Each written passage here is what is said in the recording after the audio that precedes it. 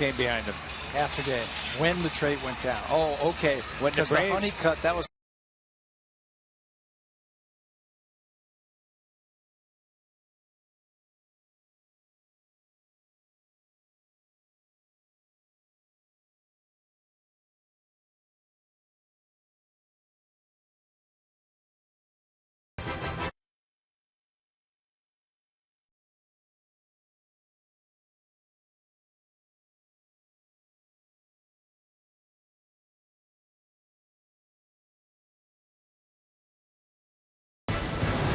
Presented by the 2015 Honda Civic, Canada's best-selling car for 17 years in a row and the official vehicle of the Toronto Blue Jays.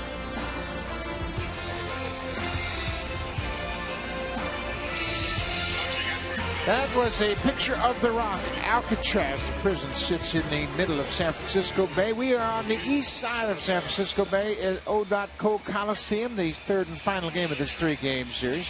John Gibbons Ball Club, a tough loss last night in extra innings. They'll try to win this series here this afternoon. Let's take a look at the lineup for Gibbons Blue Jays. Top of the order, it's Jose Reyes, been swinging a hot bat of late. And then how about Josh Donaldson? In this series, he's gone 4 for 9 against his former club. A pair of doubles, 2 RBIs. He's also playing in his 500th career game here this afternoon. Russell Martin, over his last 8 games, the bat's starting to come around once again. He's 10 for his last 31 with a homer and 5 RBIs. That home run came here on the first game of this series on Tuesday night. Drew Pomeranz will start in place of Scott Kazmir, who was traded to the Astros this morning. Pomeranz has not started a game since May the 18th. That was versus the Astros. His last pitched his last 20 games out of the bullpen. They were his numbers this season for Pomeranz, the big left-hander, former first-round draft pick of the Cleveland Indians. Pomeranz knows what it's about to be traded mid-season. He went from Cleveland to Colorado in a deal for Ubaldo Jimenez. Reyes batting right-handed against the lefty Pomeranz. Reyes has hits in 12 of his last 13 ball games. Average up to 286. There's a strike. And you can see Pomeranz, because he's been pitching out of the bullpen pretty much all season long, he'll start from that stretch position, will not throw out of the windup. Big left-hander has faced the Blue Jays one career game. Made a start against them at Rogers Center last season in May. Well, what you'll get from him is a lot of fastballs. He likes to use the fastball, try to pound that zone with that fastball. It's a good one. It's low to mid-90s fastball, and he's got a very good knuckle curveball that it's a swing and miss type of pitch. 3-1 to Reyes. Ball 4, he's aboard. So that will bring Josh Donaldson to the plate with a man on, nobody out. Let's take a look at the defense for the Oakland Athletics. It's been a problem for them all season long. They've committed a major league high 85 errors. Mark Canha is in left field. Billy Burns, the speedster, in center. Josh Reddick back in right field. Laurie, Simeon, Zobrist, and Ike Davis from third to first, and behind the plate, Stephen Vogt, who has played first base in the first 2 games of this series, is catching Drew Pomeranz. Last night's hero, Ike Davis, with the game winner last night. 5 different first basemen used this year by the A's. This is Davis's 47th start over at first base. He's a good fielder. Probably the finest fielding first baseman they have on this roster. First base has always been a fluid position the last several years for Oakland.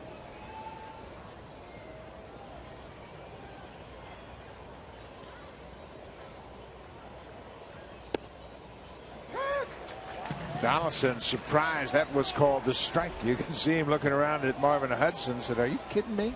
That's the knuckle curve right there. It's got a lot of break to it from Drew Pomeranz. It was taught to him when he was a young kid by his father. And it's a good one. You can see it caught the top part of the strike zone.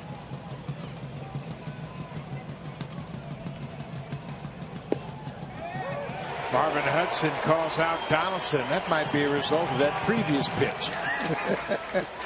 Donaldson having a discussion. That outside curveball looked outside, and then the fastball looked inside. So Donaldson will reluctantly walk back to the dugout. Bautista intervening to make sure Donaldson doesn't get himself ejected here early. Batting in the third position. A walk in a strikeout to start the game. Donaldson confident that was off the plate inside, but it's called strike 3.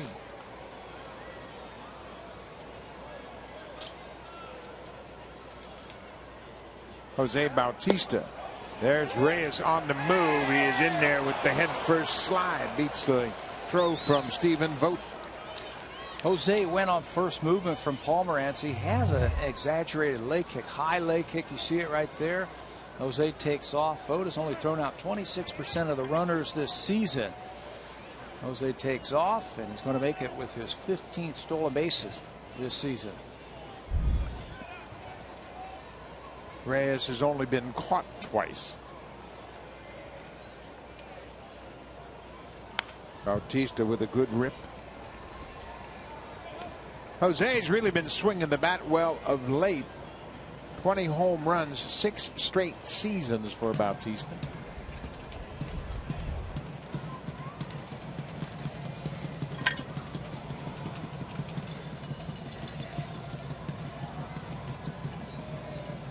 Pomeranz keeping an eye on Reyes, making sure he doesn't take off for third. He's been known to do that, where he steals second base, you forget about him, and then the next thing you know, Jose is trying to steal third base. You better not get too distracted with Bautista at the plate.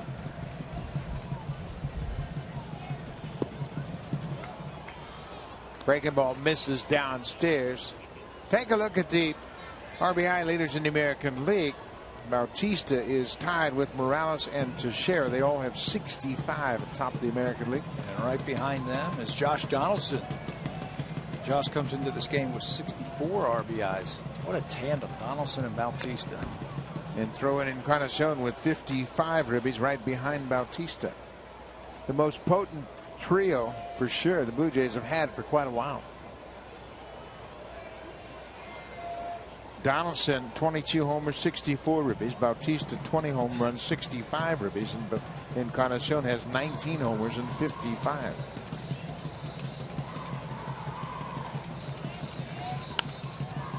Fouled into the seats, out of play.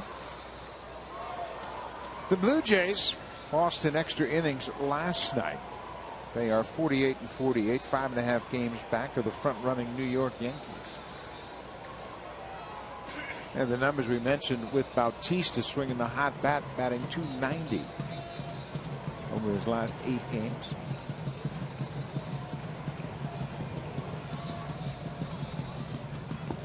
Breaking ball in the dirt. There's that knuckle curve right there. You mentioned the Yankees. I didn't get a final, but I know they're winning big this afternoon already. So this makes it a must-win, I think, for the Blue Jays. They have to win this game. Yankees are ahead of the Orioles 9-3 at Yankee Stadium, and they are in the ninth. I thought the Yankees were supposed to be bad this year. So did everybody else in baseball. And they were too old. Bautista pulls it foul. The Orioles have 3 runs on 4 hits as they bat in the top of the ninth. The Yankees 9 runs on 13 hits. Tanaka was dealing for the Yankees. Baldo Jimenez is the starter for the Orioles. He was knocked out early in this ball game. Bautista having another extended at bat.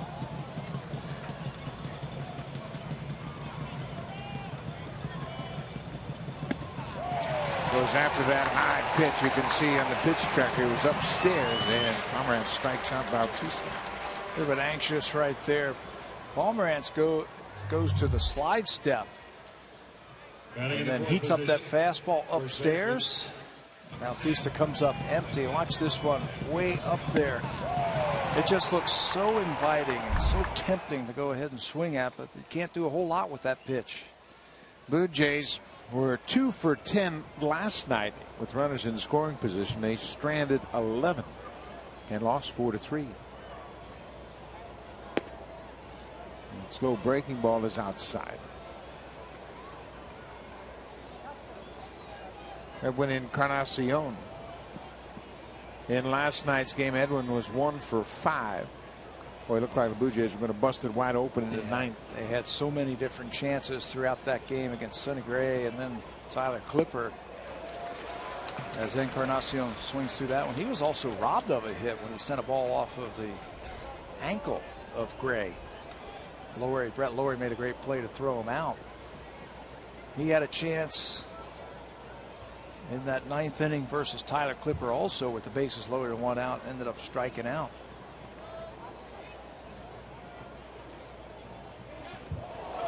Reyes gets hit right in the back.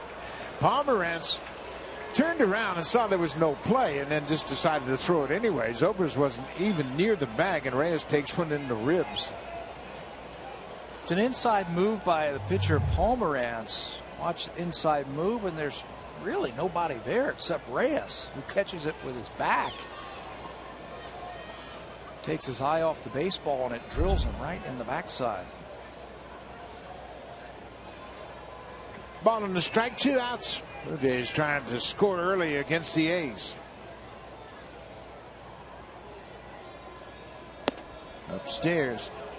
Blue Jays had back-to-back 1-out hits in the 1st inning in last night's game, and then Encarnacion hit into an inning-ending double play. That was against Gray.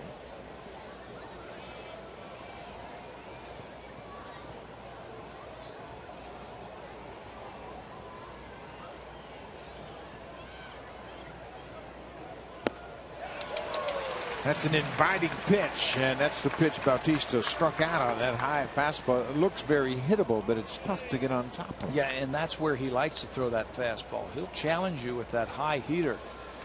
He can get it up to 95. He can reach 95 on that radar gun, but he'll pitch with the fastball up there. You can see a lot of them at pitch tracker at the top part of the strike zone. That's what makes the knuckle curve so effective. Drew Pomerantz, how about striking out the side in his first start since May? The lefty filling in for Kazmir. R.A. Dickey filling in for Hutchison.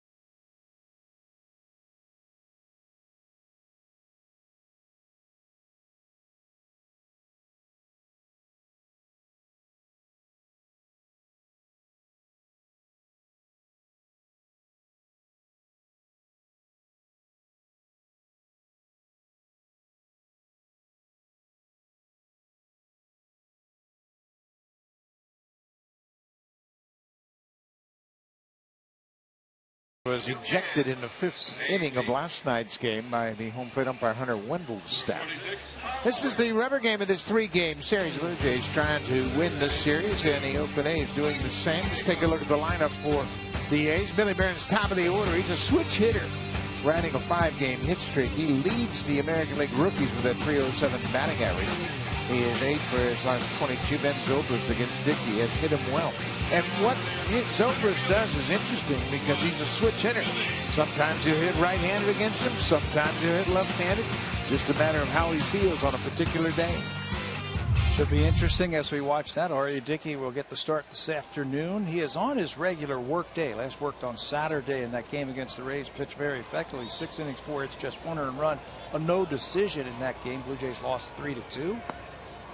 He is getting the start this afternoon with Drew Hutchison scratched. Hutchison dealing with a little bit of a flu bug. Tested on virus. Dickey picking up the slack.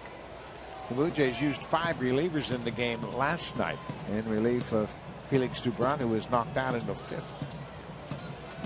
So they're hopeful that Dickey can pitch deep into this game today. Save that bullpen before you head up to Seattle. Billy Burns has been watching his teammate Ben Zobrist. He's a switch hitter, batting right-handed against the knuckleballer. Dickey throws a strike with the fastball. Yeah, you can bet that the rookie Billy Burns said, you know, I've not faced Dickey before. What do you do? He said, well, I hit right-handed. Just feel natural from the right side. There's another strike. It's 2-2. Today would be a good day, I think, for Arya to use his fastball a little bit more because of the big field here. That if they end up hitting fly balls, they're not going to leave the ballpark. Bouncing ball. Reyes gets a big hop. 1 down. Burns grounds out to the shortstop. Let's take a look at the Blue Jays defense in this spacious outfield. It's Danny Valencia, Kevin Pillar, and Jose Bautista.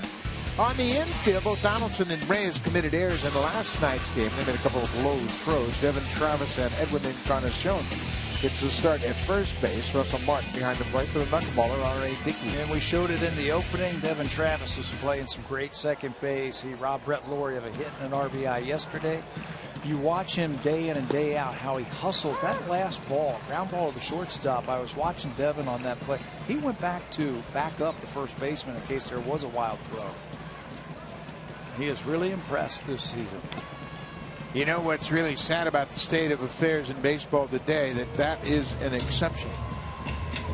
It used to be the standard. Both the second baseman run behind first base, the catcher would run up the first baseline in case the ball got thrown away, and the right fielder would converge. And the right fielder, you were taught, hey, everybody move over. If you're on the right side of the infield, there's a grounder on the left side of the infield. Everybody on the right side, get over there and back up. I think it's imperative you do it here in this ballpark because it's so big. This is Stephen Vogt. It's a grounder. Reyes gets another chance and boots it. That ball kicked up, and Reyes will pick up another error. Boy, that has been a problem for the Blue Jays, the defense.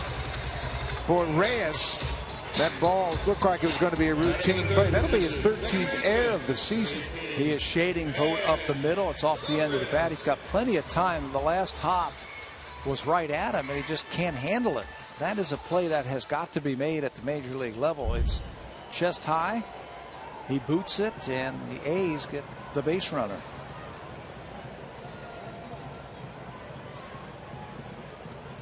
This is Ben Zobrist batting right-handed, as we expected he might do. Zobrist, the switch hitter, got a lot of experience against R.A. Dickey. 33 at bats. He's 6 for 33. Struck out 9.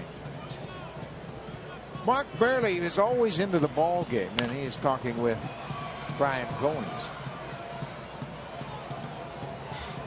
Who was your favorite veteran teammate that you had a chance to sit and talk with in the course of your career early on? You know, I played with so many of them early on. I mean, and great players, you know, like Bob Boone and George Brett and Larry Bowa when I was with the Chicago Cubs. There were so many of them. And if you're willing, baseball players are willing to pass on that knowledge and that experience. This is a fly ball to right. Bautista, no sun issues for the right fielder. He makes the catch, and Zobrist is retired. You know, that's a good point. You know, if you're willing, there's a lot of players who come and think they know it all, and they don't want to learn. You know what's really interesting about that, and I agree with you, I think a lot of young players are hesitant to ask, but I think a lot of young players don't want to let other players know that they're not sure about the situation, when in fact you should ask and say, hey, I'm not really sure what we're supposed to do here. Burley will be the first to help you out. You can bet on that. You know what? There's nothing wrong with that. It's been going on for 100 years. Veteran players helping young players. This is Josh Reddick. Reddick came into the game as a defensive replacement and had a key one-out double in that 10th inning. He scored the winning run when Ike Davis grounded a base hit to short. Yeah, he also moved up on a ground ball that got him to third base with 2 outs, where he could score on an infield hit by Ike Davis. Hit that ball between third and shortstop. Ball on the strike to Reddick. The appeal, and down at third, it's Hunter Wendelstedt saying that Reddick went too far. A ball and 2 strikes. We're in the bottom of the first. Dickey trying to pitch around to Reyes' error.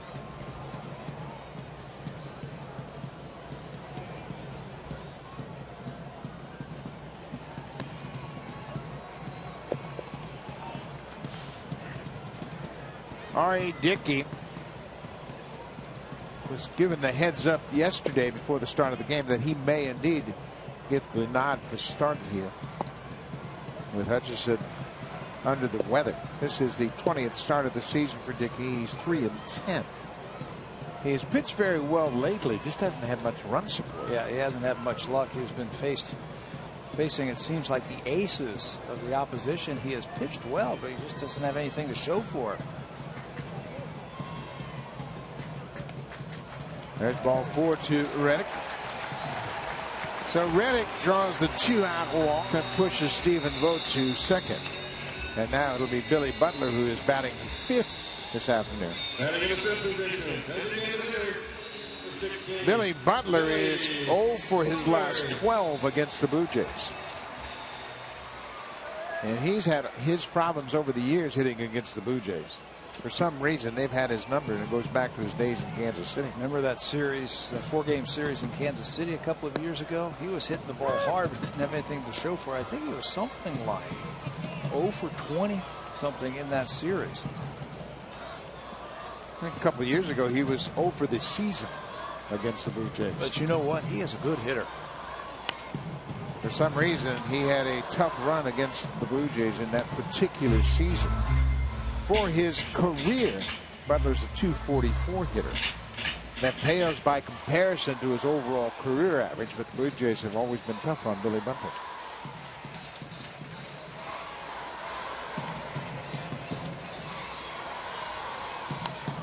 Fouls Buckler back. Dickey's ahead 0-2.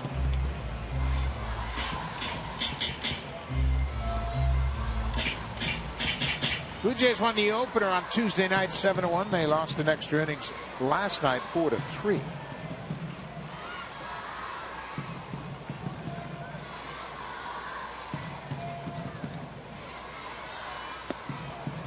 R.A. Dickey strikes out Butler. The A's will leave a pair. The Reyes air doesn't hurt. Scoreless after 1 in Oakland.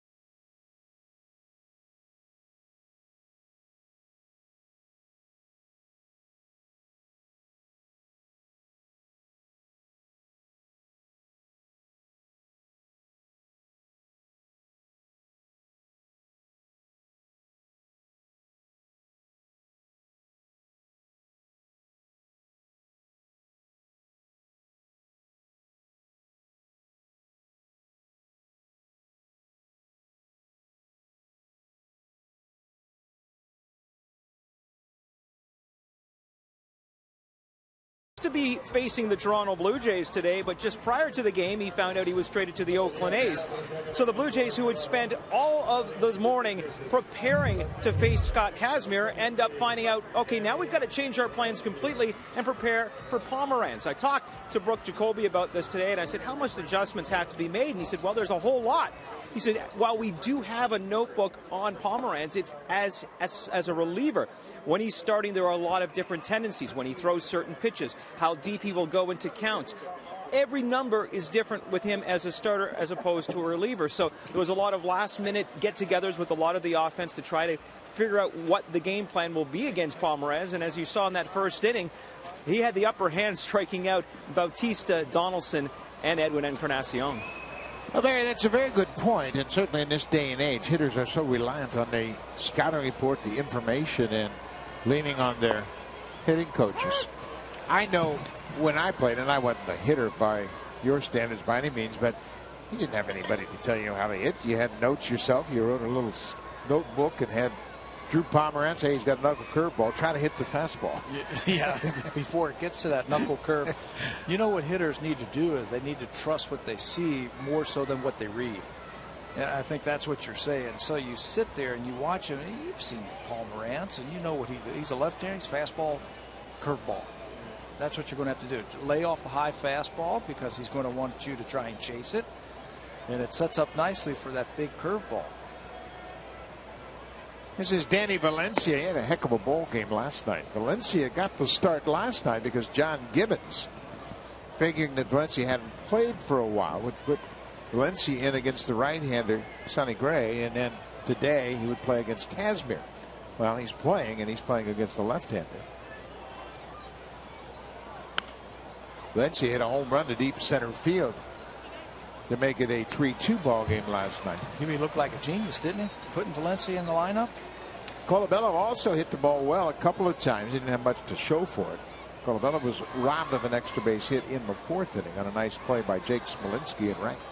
Valencia ended up 2 for 3 with a home run. A couple of runs scored. His biggest at bat, though, Buck, I think, was the leadoff walk in the 9th inning against Tyler Clippard. There's a little flare into shallow right. This is going to drop for a base hit. Danny Valencia. 3 hits in the series. He'll take that one to start the inning. You're right. That leadoff walk in the 9th against Clippard really set the tone for that entire inning. Gave the Blue Jays a chance to win it. So he moves up in the lineup this afternoon. He's hitting 5th. Fights that one off and gets it into the outfield for a base hit. The average is up over 300 again for Danny Valencia. So Valencia's aboard for Russell Martin. Martin had a good game last night as well. Russell homered on Tuesday night. He had a 3-hit game last night. He went 3 for 4 and was lifted for a pinch runner in the 8th.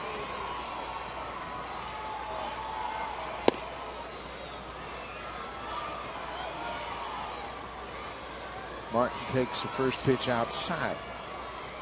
There's so much talk now about the trade deadline, and players hear that. They look at the televisions in the clubhouse before the start of the game and say, oh, Kazmir's been traded. Who's next?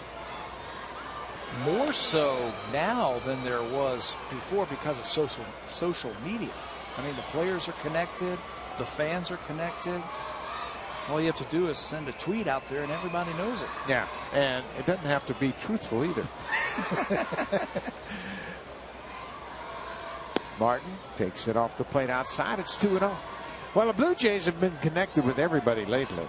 And certainly when that first shoe drops, the Kazmir deal, you can bet the GM's starting to stir a little bit. They'll assess what the Astros had to give up for Kazmir. And then they'll try to make their own deals. There's so much conversation going on, and Ken Rosenthal is the one that had the lead story on the Kazmir trade. He's a great reporter, works for Fox News, Fox Sports. And, you know, these great writers and national writers, they'll call around. They'll call agents, they'll call GMs, they'll call players, they call broadcasters. Just doesn't make any difference where they get their information as long as they can validate it. Well, in that trade, I think you're going to have to evaluate, do you get a guy as a rental, like a Scott Kazmir is going to be a free agent, so you get a guy for 2 months, or are you going to get a guy that you can control for a couple of years or more than the rest of this season? If you can control him for 2 or 3 years, pick up a guy, I think that's going to cost just a little bit more. Martin fouls it off. I think you're right. Rentals obviously have a lower price tag because the team that trades for those rental players is going to have to either negotiate a new contract or go lose him at the end of the season. And if you're Johnny Cueto, and if you're looking to trade for Johnny Cueto, on paper it looks like I got to give up 3 blue chip prospects, but he's only going to be a rental also. He might get you to the playoffs, he might get you to where you want to go, but he's going to be a free agent. And you know his agent's not going to sign a deal before he becomes a free agent. Valencia was on the move on a 3-2 pitch. Well, that's a great point. I think overall the value of prospects has gone through the roof. I think teams in general are really holding on to their prospects now. They put a lot of stock into the scouting and the development, and you know, most clubs, they want to hold on to those draft picks. Cost effective. You can control their salaries for years. So it will be very interesting.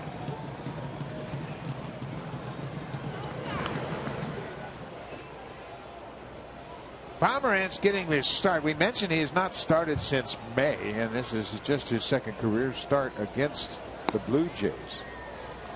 So the bullpen for Oakland starting to get loose. And he's not stretched out, so it doesn't look like this is going to be a 5-inning day for Drew Pomeranz. That's really curious. We're in the second inning and nobody out. Full count on Russell Martin, and Bob Melvin has had Dan Otero up to throw. Tell you, that was a long first inning for Pomeranz also. Grew upwards to about 20 pitches in that first inning. He's up to 33 already. And there is nobody out.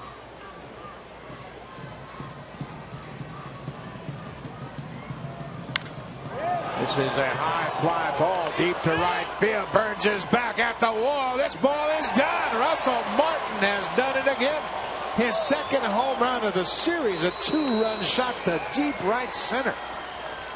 Boy, there is a dramatic difference in how the ball carries between day games and night games, and that ball just shot out of here in right center. That might have been a fly ball to right field in last night's ball game. This afternoon, way back. That is Russell Martin's power zone for me. When he stays back and stays behind that baseball, he can really drive the ball out of any ballpark to right center field. It is 388 to right center field with a high wall, and he cleared it easily. Another home run for the Blue Jays, and that gives them a 2-0 lead.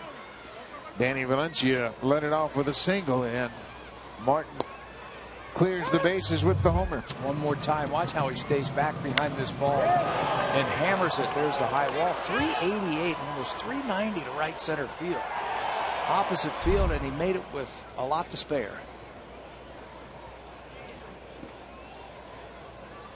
For Martin, that's home run number 14.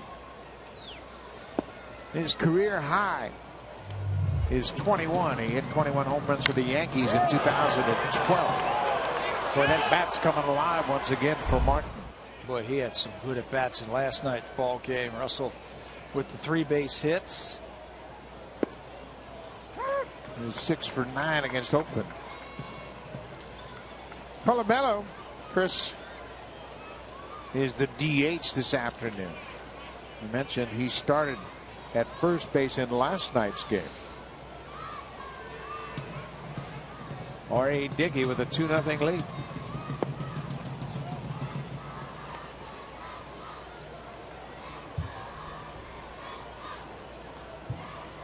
Pomeranz has thrown 38 pitches, and certainly he hasn't been stretched out. We mentioned his last start came in May.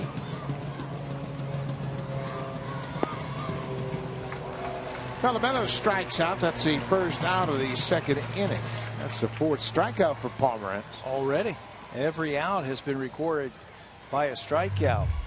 Told you Pomeranz was a high draft pick of the Cleveland Indians. There's the breaking ball right there to get him. He was chosen in the first round in 2010. Remember that great draft? 5th overall. 5th overall, and he was traded from Cleveland to Colorado in 2011, August 16th, for Ubaldo Jimenez, as the Indians were boosting their rotation.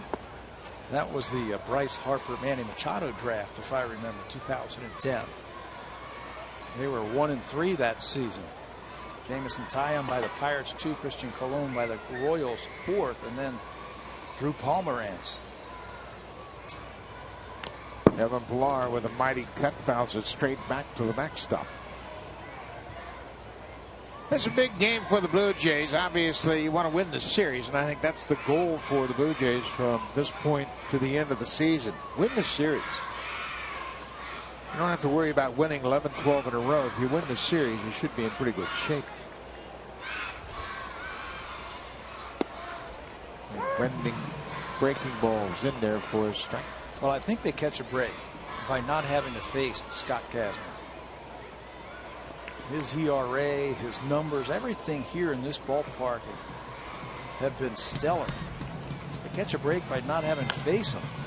Kazmir had a 5-5 record with a 238 earned run average, and over his last 5 games he's been spectacular.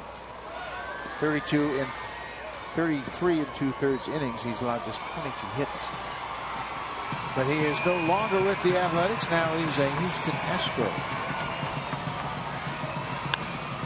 High fly ball center field. Burns has room on this one, and he makes the catch. Pilar's retired. 2 down. The number 9 hitter is the rookie Devin Travis, and we mentioned he missed almost a month, over a month, with a shoulder injury. And when you look at the AL rookie averages, he is second to the A's center fielder Billy Burns, batting .299 for the season. Well, Bob Melvin takes Drew Pomeranz out of this ball game. Pomeranz ends up striking out 4 in an inning and 2/3. He'll turn it over, and it'll be a bullpen affair here this afternoon for Oakland. Travis will face Otero when we come back.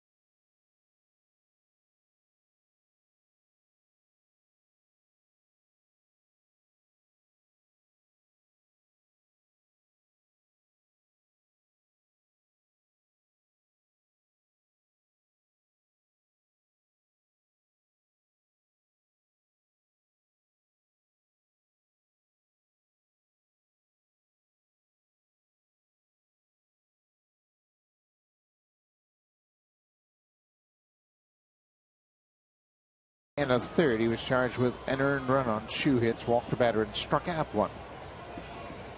Just recalled from the minor leagues this past week. He is in his second stint with the ball club this season. Is popped up toward the Blue Jays bullpen. Long run for both Reddick and Davis, and nobody can get there. Josh Reddick showing the umpire that he caught that ball on the 1 bounce. Here are the numbers for Dan Otero. 2-3 with an ERA of 6. He has had a couple of good seasons for the A's coming into this season, but it hasn't been that way. Righties have owned him at .343. He'll be around the plate, sinker slider type of pitcher. Doesn't give up any home runs. Doesn't have too many Ks, a lot of strikeouts, but he gets a lot of ground balls when he is on.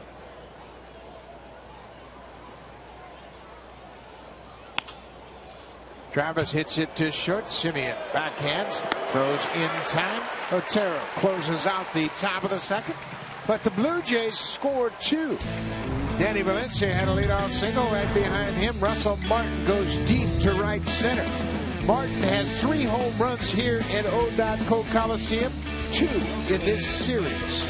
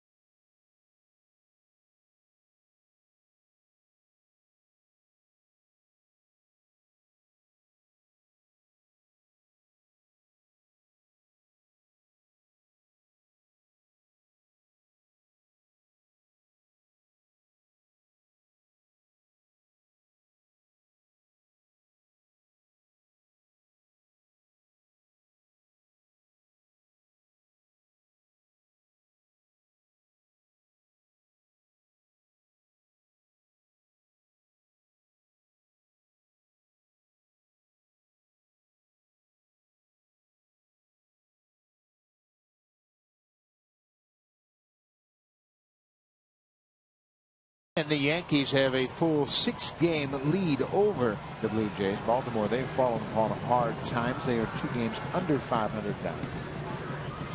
Ubaldo Jimenez knocked out in the 3rd inning. He was charged with 7 earned runs on 8 hits. Now, you want to know how quickly the climate changes during this period of time ahead of the trade deadline? All of a sudden, the Orioles are probably a little bit more concerned about their starting rotation with Jimenez getting pounded today in New York. They might go out there and try and trade for somebody. Dan Duquette was saying the other day that they're going to be buyers. Here's another situation that changes the landscape. Jason Vargas, just activated off the disabled list, will undergo Tommy John surgery, so he's done for the season. Kansas City has been rumored to be in the market. So now if you're a seller, all of a sudden the price becomes a little richer. You know, that's what we were talking about in the opening, that the trade for Kazmir, that's one less guy that is available, so the prices, I think, start to go up. Dickey backhands and had a little trouble getting the ball out of his glove. Brett Glory is aboard. R.A. Dickey's a terrific fielder, but when he fielded that ball, it looked like he had a little tough time getting a good grip on the baseball, and they're going to wait to see if the Blue Jays want to challenge this call. One more time. He gets off the mound very quickly, and Brett Laurie is sniffing base hit. There's the backhand. You can see just that little bit of a hesitation. He makes a good throw. It's right at Encarnacion. There's the ball snuggling around in his glove. And boy, that is bang, bang, and Encarnacion with a good stretch. The foot is still in the air when that ball hits the glove. I think they might turn this one over. And Blue Jays are going to have him take a look at this one. Very close. What a play by R.A. Dickey. Getting off the mound, backhands it, and then throws a strike. The throw was perfect because it was low enough where Encarnacion could stretch for it and stay down and catch the ball out in front of him. That's a good point, and obviously you always want to have your first baseman stretching toward the baseball, and watch where this stretch goes. Right toward the pitcher, the ball is in the glove, the foot still in the air. So the umpires have the headset on. They're in communication with New York as they look at the replay.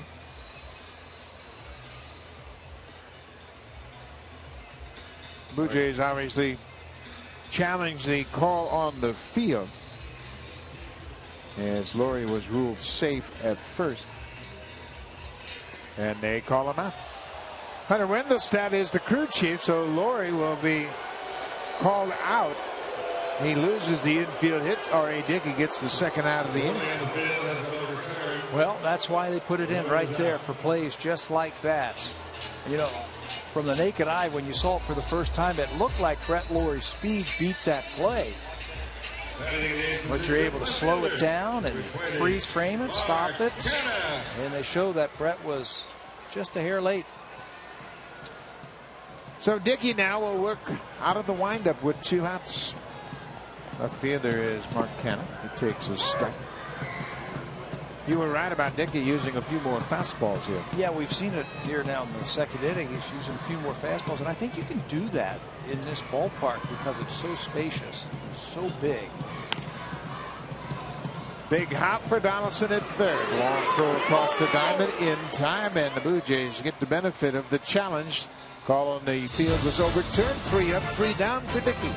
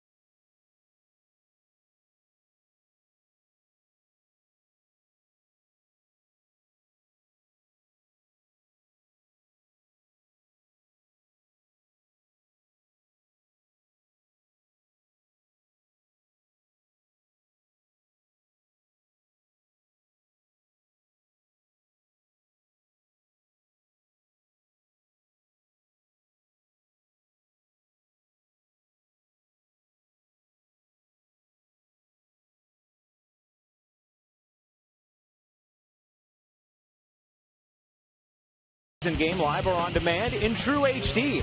Real-time highlights, live look-ins, pitch track it widget, and much more. MLB.tv Premium also includes a free at-bat 15 subscription. Watch baseball at home, at the office, or on the go. Season-long subscription packages are available. Visit BlueJays.com for more details. Buck? What a great shot of San Francisco looking out into the bay. Baez takes the first pitch, strike from Dan Otero. Otero came in to retire Devin Travis to end the second. It's going to be a bullpen day for Oakland as they traded their scheduled starter, Scott Kazmir. The whole staff might be out there and in the ball game. Drew Pomeranz an inning and 2/3, and now Otero. They did something interesting. They started the lefty, got all the righties in the lineup for the Blue Jays, and then bring in a right-handed pitcher. Reyes grounds it too short. One down. Josh Donaldson playing for the first time against his former team. He's had a good series. Yeah, first time up. He made outs his first 3 times up in the first game here, and then came up with a double to left center field to drive in a run, then doubled down the right field line.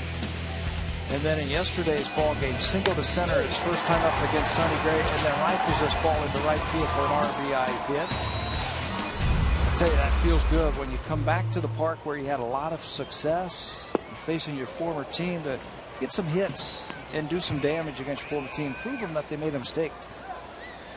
And Donaldson has said it when he returned, his heart rate went up a little bit. You know, obviously when you play for a team for 3 seasons, you have connections, you have relationships, and you have some strong feelings when you come back. But boy, he's been able to perform very well. And you win. I mean, he played on winners every year that he was here, and so many people sorry to see him go. Surprised to see him go. That they were able to trade him. They lost a lot of power, a lot of offense from that team last year.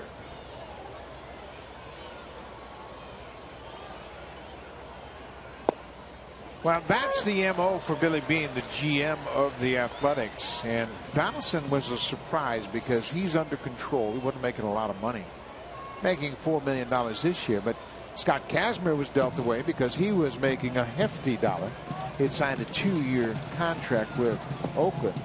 Going to be a free agent at the end of the season. So Billy Beane has always traded his pending free agents ahead of the end of the season. And they got a A-ball catcher as one of the players in return for Scott Kazmir. Does that sound familiar?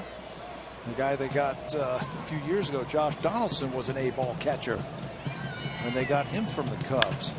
Bouncing ball, they play him in the shift, and Donaldson will ground out. 2 down.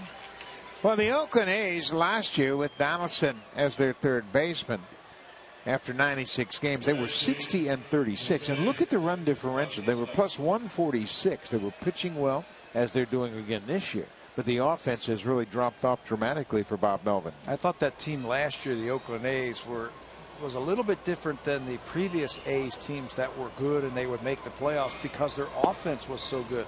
Cespedes, Moss, Donaldson, the middle of that lineup for the A's last year was so good.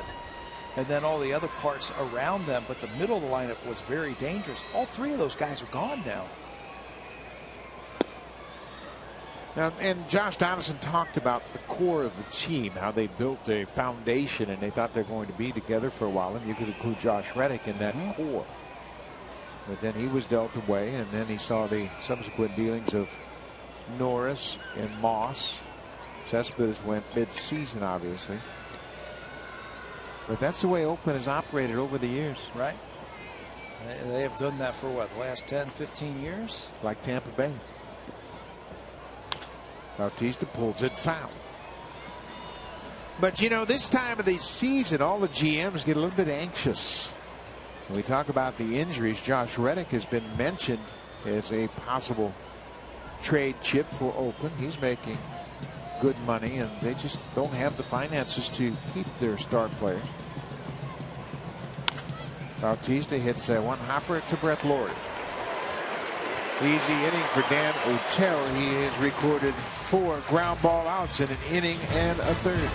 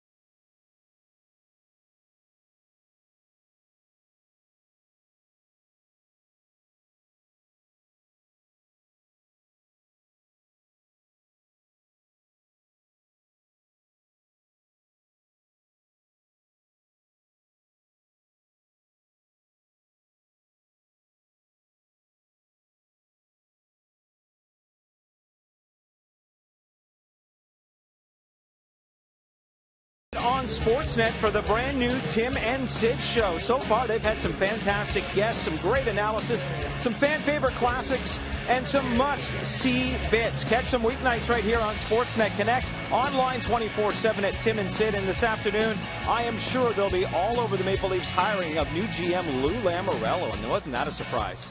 Sure was, Barry. And Lamoriello, of course, comes with a terrific resume, and that ball's going to drop beyond the reach of Danny Valencia. Marcus Semien, boy, he can swing the bat. That'll be his 17th double of the season to lead things off for Oakland here in the third. Talking to Ron Washington after the ball game last night, he really thinks he's going to be a good major leaguer. He's working hard on his defense. Everybody knows about all the errors that he made, but he's in there because he can hit. He takes that pitch from R.A. Dickey and sends it into left center field. Splits Valencia and Pilar as it falls safely for extra bases. Well, you get the defense working with the offense, you got yourself a nice little player. There's Wash on the right. Ron Washington, the former manager of the Texas Rangers, back with the Oakland Athletics, where he was a third base coach for so many years. Marcus Semien is from Berkeley, played at the University of California, the university where Bob Melvin, the manager, played baseball as well. Simeon's just 24 years old. This is the leadoff man, Billy Burns.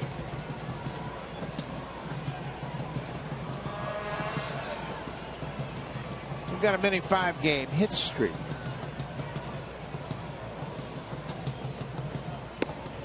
Dickey uses that fastball. Pat, you know a little bit about this game of baseball. You called for Dickey using more fastballs today. It certainly makes a lot of sense, doesn't it? There's not a lot of power hitters in the lineup for the Oakland A's, and give them something else to think about. Got some young players in there who don't have a lot of at-bats against R.A. Dickey either. Yeah, and you can bet there was a lot of conversation before the game among the hitters for Oakland saying, well, how do you hit the knuckleball? How do you hit the knuckleball? I'm thinking about the knuckleball, and that fastball becomes an effective skill. Get ahead with it. 3-1 pitch. Might get a fastball here. He does, and he hits it through the right side. Bautista charging hard. He bobbles the ball. Burns makes a big turn around first, and the A's are on the board. Semien with the leadoff double comes in to score. It's 2-1 Jays. You know, even when you're trying to do something like move a runner, if you're trying to move that runner aggressively, not making an out, but trying to go to the right side for a hit, good things are going to happen. That's what Billy Burns does right there. Takes that ball the other way. No chance really for Bautista to throw out Semien at the plate. He runs too well. He gets a good read and a good turn. And the A's are on the board. Billy Burns has 28 multi-hit games. Yeah, he's done a good job, and he's leading the American League rookies in hitting. Dickey very quick to first base, and Burns dives back in. That is a big lead over there for Burns. That was a one-way lead. He wanted to see that move of Dickey. That's why he gets such an aggressive lead. Burns with 20 steals.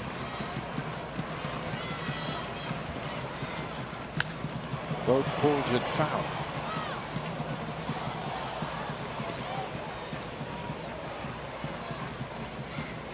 Stephen Vogt reached on an error by Reyes, the shortstop. He was stranded, one of two base runners left aboard in the first. 0-1.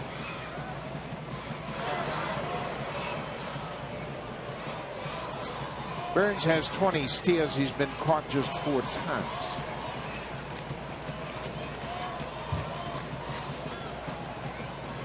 With Dickey on the mound, the Blue Jays have caught 3 of 9 base stealers. He unloads quickly. Vogt's behind. Yeah, you can see he comes set, and he'll hold the ball a little bit longer at times, but then he just slides right into the pitch. Hardly any leg kick at all. He gets rid of it quickly. He gives his catcher a chance to throw out that base runner. All part of pitching right there. Controlling the bases. Just a little courtesy toss from Dickey right there. He has a much better move than that, of course.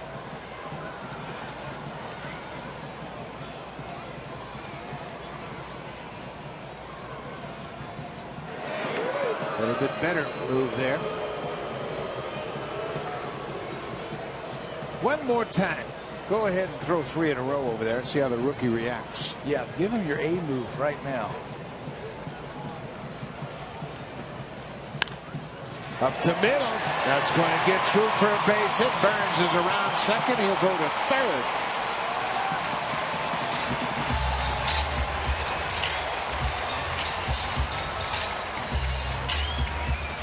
Stephen Vogt with a base hit. 3 hits in the inning. A leadoff double, then back-to-back singles against Dickey.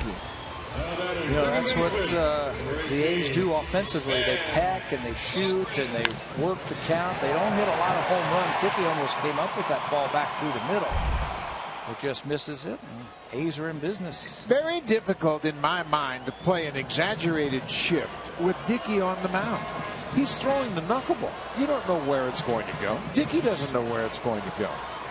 But Travis was playing Vogt to pull.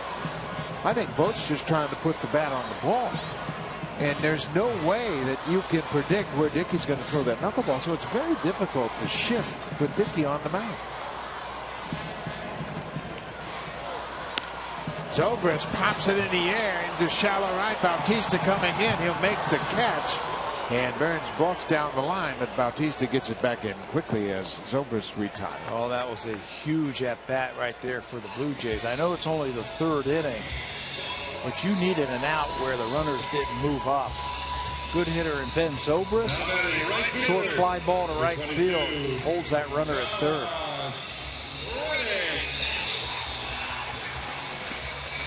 So Dickey now will work to the right fielder, Josh Reddick. A bounce-back season for sure for Josh Reddick. 12 homers, 55 RBIs.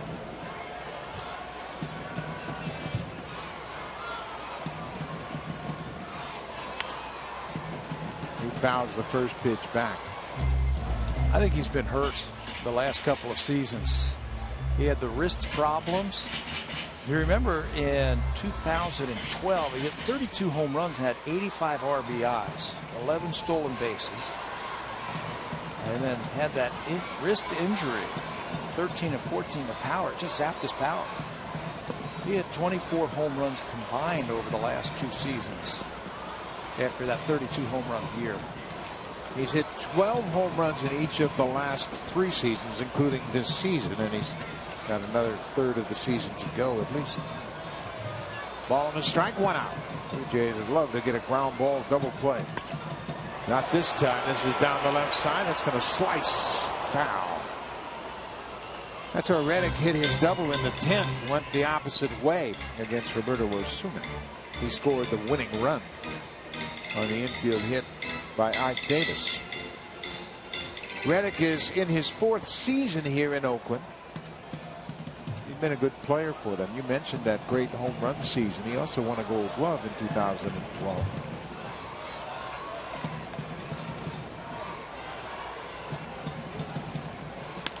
Ground ball. This is not going to lead to a double play. They get 1 at second, but Burns comes in to score, and the A's have tied it up here in the bottom of the 3rd. Fielder's choice RBI for Josh Reddick. That's 56 ribbies for the right fielder. Well, if they could limit the damage after a double and 2 straight hits and just give up 1 more run, I think you got to feel pretty good about yourself. Good job by Travis to get that lead runner at second base on that slow roller. Keep the runner off of scoring position. This is Billy Butler. Struck out against Dickey his first time up. They mentioned Butler has had his problems with the Blue Jays. It was 2013 in which he went 1 for 18 for the season. 0-56.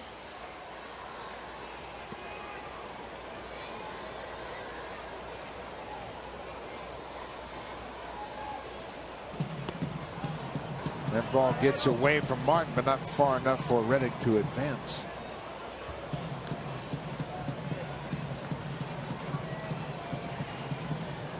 It's interesting the impact of Dickey starting today. It's Drew Hutchison's normal spot. Hutchison is ill, so Dickey makes the start.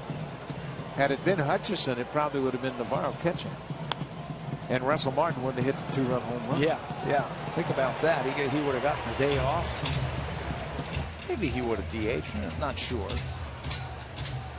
But he hits the 2-run home run. There are the numbers for R.A. Dickey here. He hasn't won, but look at the earned run average in the 7 games. Under 3.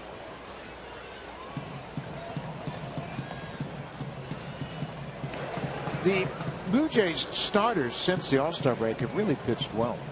The starters record is 3-0 with a very good ERA at 171. Estrada and Burley have done their part. Hutchison had a good start to begin the second half. It was against Tampa Bay.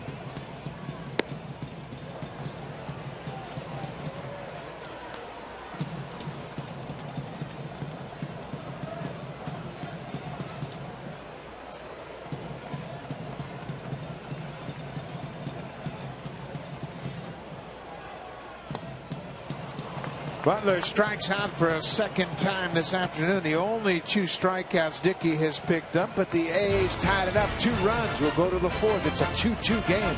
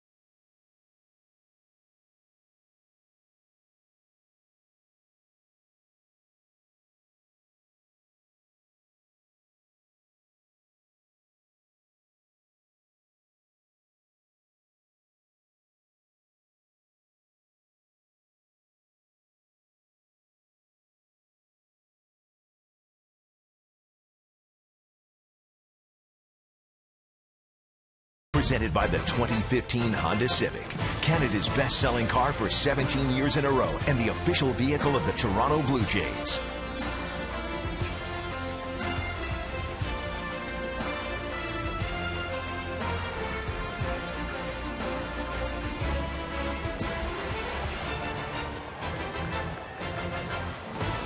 $17 degrees here at O.Co Coliseum in Oakland, California. Beautiful afternoon for baseball.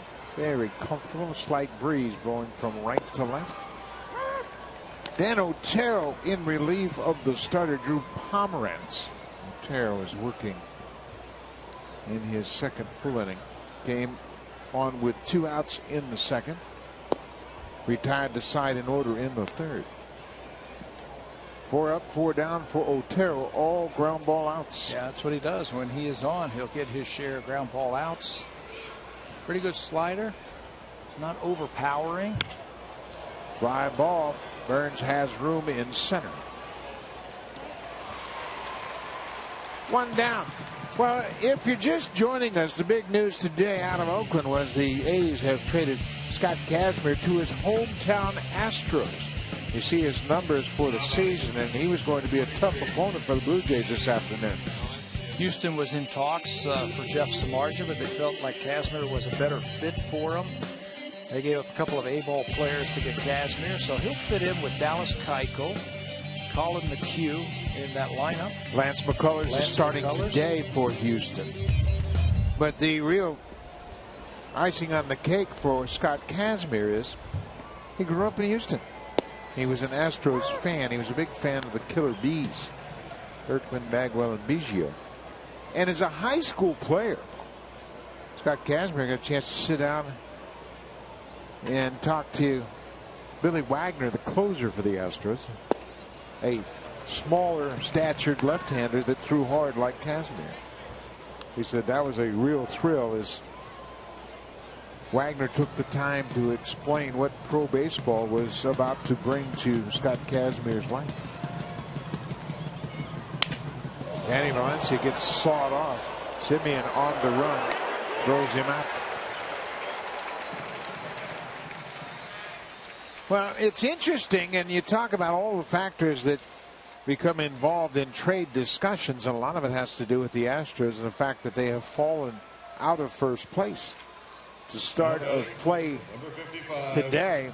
Houston 10 games over, but 2 games back of the Angels, who have been on fire. The Angels have won 7 straight. The Astros have won 3 in a row. Houston been leading that division pretty much all season long, and this little cold spell for him and the very hot spell by the Angels have dropped him into second place. So that's what you do. You try and inject a little enthusiasm, a little excitement into that clubhouse. You get a pitcher and you say, you know what? It's been pretty bad for the last couple of years here in Houston. We're in it. We're in it to win it. As Houston lost the World Series in 2005 to the White Sox, and they want to get back to that type of ball club. They had such a great start to their season that you can bet the front office and management want to make sure they don't lose the impact of that great start. Yeah, you don't want that thing to go down the drain. Russell Martin is on fire. He got jammed, and that ball is fair down the right side. That's going to be another base hit for Martin in this series. He homered in his first at bat. Now he has a double. He had 3 hits in last night's game and a home run on Tuesday. And a single in that game also. 2 hits first game, 3 yesterday, 2 more here this afternoon. He goes the other way. When you're hot, you're hot. Swing it. Keeps it fair just in the down the right field line inside the fair foul line. And Martin has another multi-hit game. Chris Colabella with a chance to give the Blue Jays the lead again. It's 2-2. Colabella has done a good job picking up these base runners. Batting .375 with runners in scoring position. He flares this one down the right side. That's a fair ball. Martin's around third. He's going to score. Colabello headed for second. Back-to-back doubles with 2 outs, and the Blue Jays jump right back into the lead at 3-2. Now wait a minute. Did they just instant replay that? That looked exactly like the Russell Martin base hit. Down the right field line, just inside the foul line. Rattles around in that corner. So basically, Colabello just changes places with Martin with 2 outs, inside out swing. Well, you couldn't throw a ball down there twice like that and have it hit that close to the foul line. Well, the Blue Jays had hit 5 ground ball outs in 6 outs against Otero, and then Martin went the other way. So Colabello said that's a pretty good approach. But may go the other way. For Colabello, RBI number 36. Let's see if Pilar follows suit. Stay there. Shoot one down that right field line. You get yourself an RBI. 13th double for Colabello. For Martin, that's his 16th double. He's also picked up his 14th home run of the season this afternoon.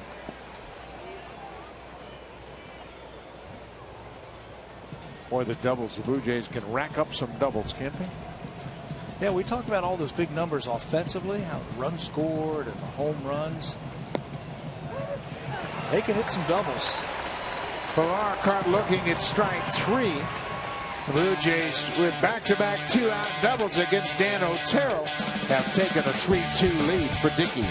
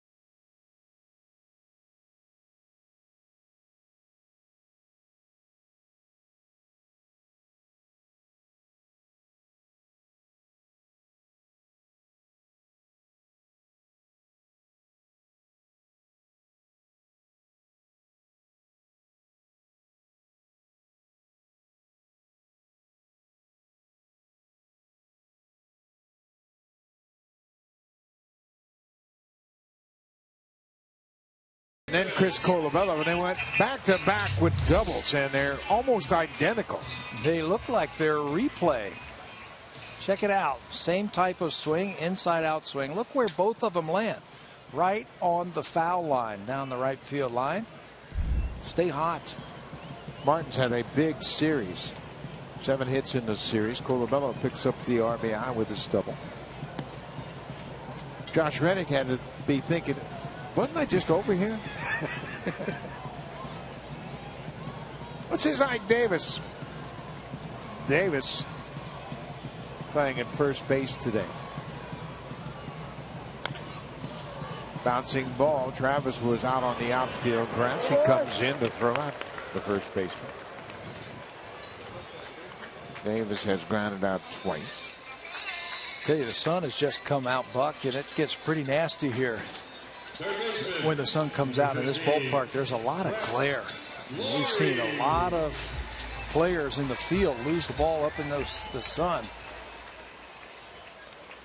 Very difficult for defenders to locate the fly ball. They're looking straight up into that sun in this afternoon start.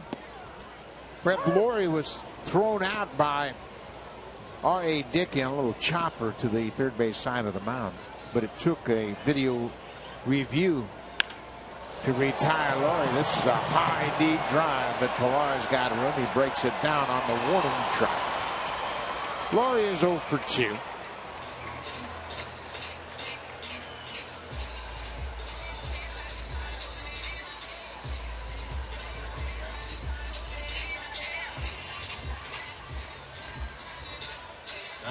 R.A. Dickey trying to win his first game on the road this season. He's 0-7 on the road, 3-10 for the season.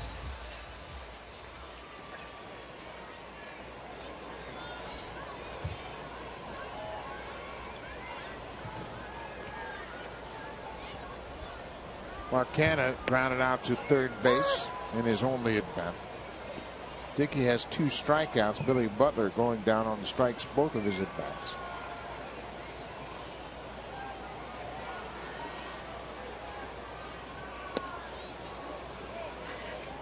Pretty good looking pitch right there. The old flutter ball.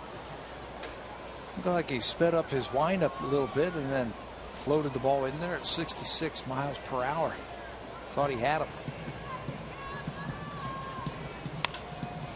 This is popped up. Donaldson, he knows all about the sun in this ballpark. He got an angle on the baseball, didn't look straight into the sun, and Dickey is through the 4th. We'll go to the 5th, 3-2 Blue Jays. Now time for a Blue Jays Central update. Here's Jamie Campbell and Greg Zahn.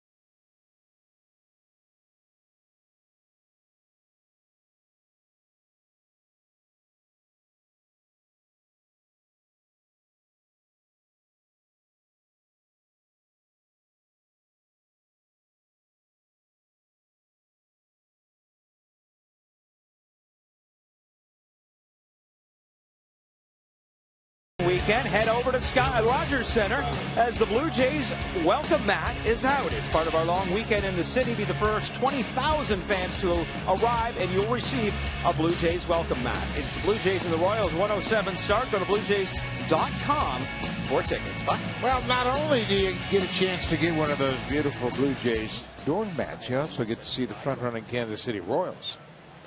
And the Royals got some bad news on the injury front. They lost their left-handed stunner, Jason Vargas. He tore ligament in his first start coming off the disabled list in his elbow, and he'll have Tommy John surgery. He's done for the season. They were talking about getting a pitcher. They might have to get 2 pitchers now. The Angels also got some bad news. David Freese, their third baseman, broke a finger. So he's going to be out at least 3 weeks. So, as we said, this trade talk, it's all very fluid. Anybody that thinks it's just cut and dry, you could say, well, I want that guy and I want that guy. Let's make a trade. Well, you've got injuries to deal with, and they'll come up at any time. So John Gibbons, he's managing the ball club, and he looks, I got 25 guys on this team. I'm going to manage these 25 guys and not worry about what we might do. It changes from day to day. And Houston went ahead and made that trade for Kazmir before this start today. They didn't want him to pitch in this game and get injured against the Blue Jays. So they went ahead and made the trade. Plus, they're going to face Oakland. Houston's going to face Oakland 10 times before the end of this season. So Kazmir's going to have a chance to face his former mates. Yeah, and you know what? And just like the Vargas injury, you never know when a pitcher's going to break down. Kazmir's throwing very well right now.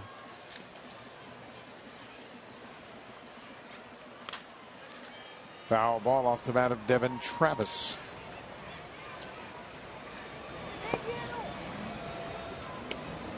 Arnold Leon, the right-hander, loosening up, and we mentioned you're going to see a lot of those arms out of that A's bullpen today. His starter Drew Pomeranz went an inning in 2/3. Otero paints the outside corner, strikes out Devin Travis. Well, Scott Kazmir was going to be a free agent at the end of the season, so he was on the list of top candidates to be dealt. And here are some more starting pitching trade candidates: Price, Hamels, Cueto, and Shields. Shamarja also, for a second straight season, might be dealt. Yeah, those are the names that everybody keeps talking about. But there's always guys that you don't hear about. How about Yovani Gallardo? How about that name? You hear that one a little bit. There's a lot of talk out of San Diego about Andrew Kashner. There's some talk about Craig Kimbrell. Of course, he's not a starter. How about Mike Fiers from the Brewers? He's another guy that might be dealt. Mike Leake from Cincinnati. You know what? There are always trades that surprise you. I think back in the history of the Blue Jays, the David Cone trade came out of nowhere when they picked him up before the August trade deadline. There was no speculation whatsoever that David Cone might come to the Blue Jays.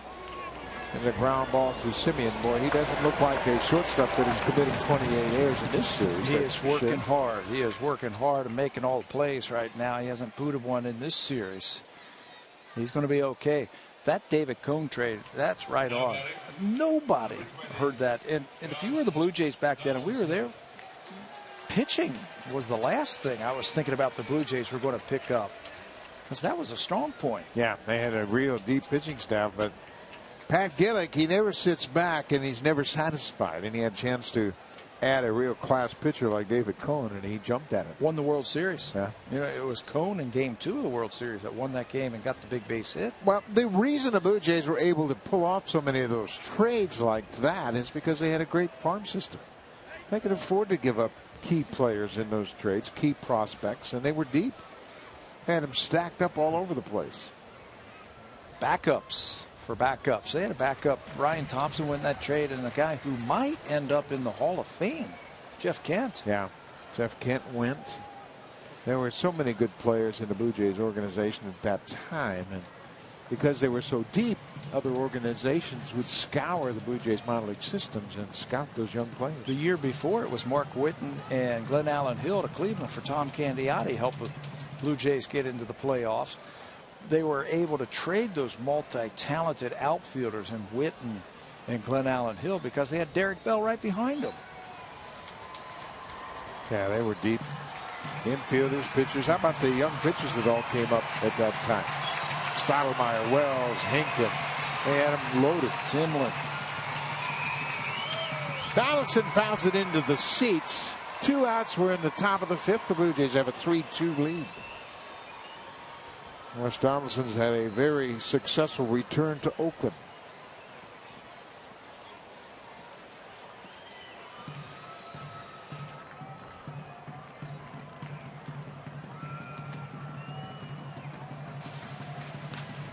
Donaldson hits it high and deep to center. Burns is back. This ball's going to go. Get out of here. Home run, Donaldson.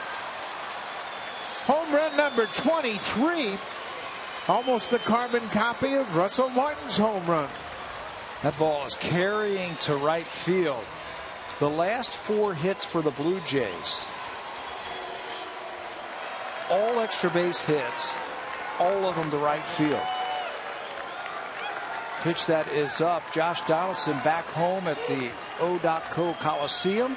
He had 11 home runs here last season. Only hit .233 in this ballpark, but he had 11 home runs. And that time, a no-doubter, I think, to right field. Donaldson certainly has enjoyed his return to the Bay Area. Dan Otero is knocked out of the game by the Donaldson home run. Arnold Leon will face Bautista when we return to Oakland. Your attention, please.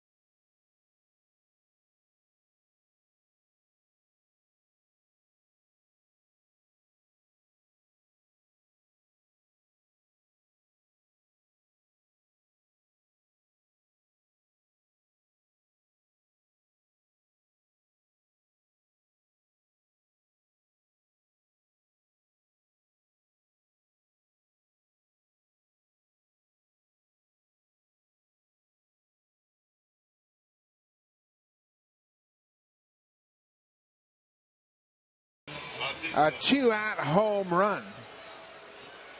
And he has had a terrific return to Oakland. This is a high pitch, and he drives it over the wall in deep right center. Yeah, it might have been a high slider. You see, he wasn't real sure if that ball was going to go out, but it just kept carrying to right field. And you're right, just like the Russell Martin home run to right field. There's Jetstream up there today. It carries it right out of the ballpark. Home run number 23 for Donaldson this season.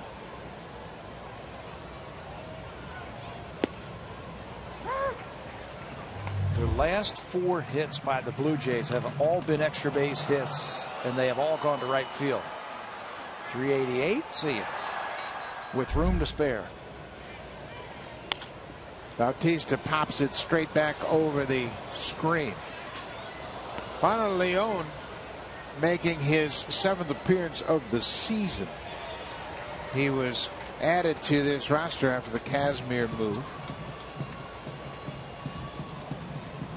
He was signed as a free agent by Oakland in 2008. He comes from Culiacan, Mexico.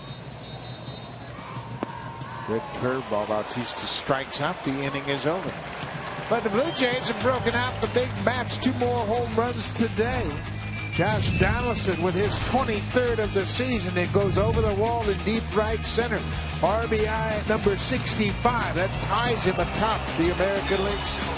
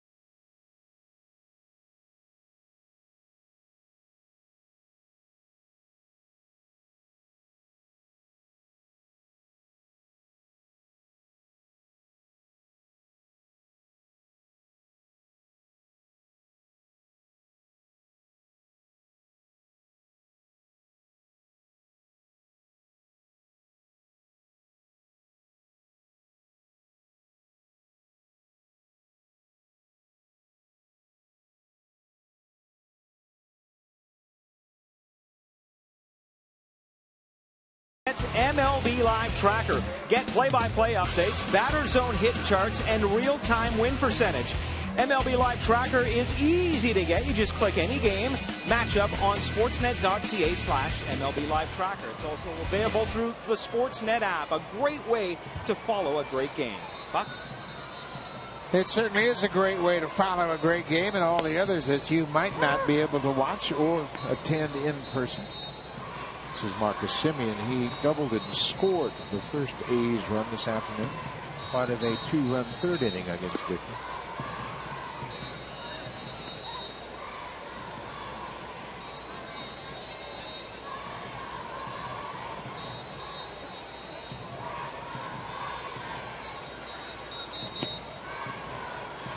Semien strikes out. That's 3 strikeouts for Dickey so far this afternoon. First out of the 5th. It's like he's starting to find that release point on that knuckleball. He's starting to dance, and he's keeping it in the strike zone. 7 in a row set down by RA. Blue Jays have taken the lead, given him the lead right back after they gave it up in the 3rd inning. Billy Burns has a base hit. He is 1 for 2 so far this afternoon. And also has picked up an RBI, his 17th of the season. Burns, a switch hitter, batting right-handed against the R.A. Dickey. We have seen this from time to time with switch hitters facing the knuckleballer. Ben Zobrist, batting 3rd in his A's lineup, has hit a lot against Dickey as a right-handed batter. He too is a switch hitter. Back-to-back strikeouts for Dickey here in the 5th.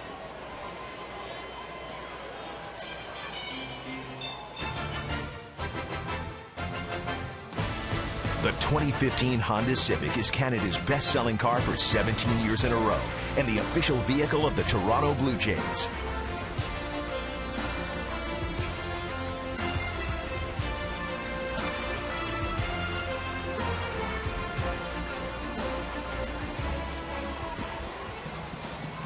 R.A. Dickey looking to win his first game on the road this season. He has an 0-7 record. Dickey has lost his last 4 decisions. He hasn't lost 5 straight decisions since 2011, the year before his Cy Young year with the Mets. And that's not to suggest that he has pitched poorly all season on the road because he hasn't won a game. He just hasn't really gotten a lot of support. He's been matched up against the other team's ace, and he has just been outpitched. Case in point, at Chicago last time out, 7 innings. He gave up 2 earned runs. He was matched up against Smarter, who was just better. Dickey has gotten 6 total runs of support in his last 5 starts coming into this game. That sums it up. It's hard to win a game, nothing to nothing. Stephen Vogt. 2 balls and 2 strikes to the A's catcher.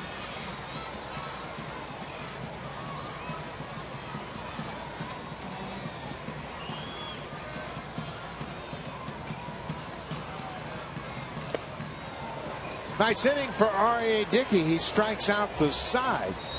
After striking out just 2 through the first 4 innings, he punches out 3.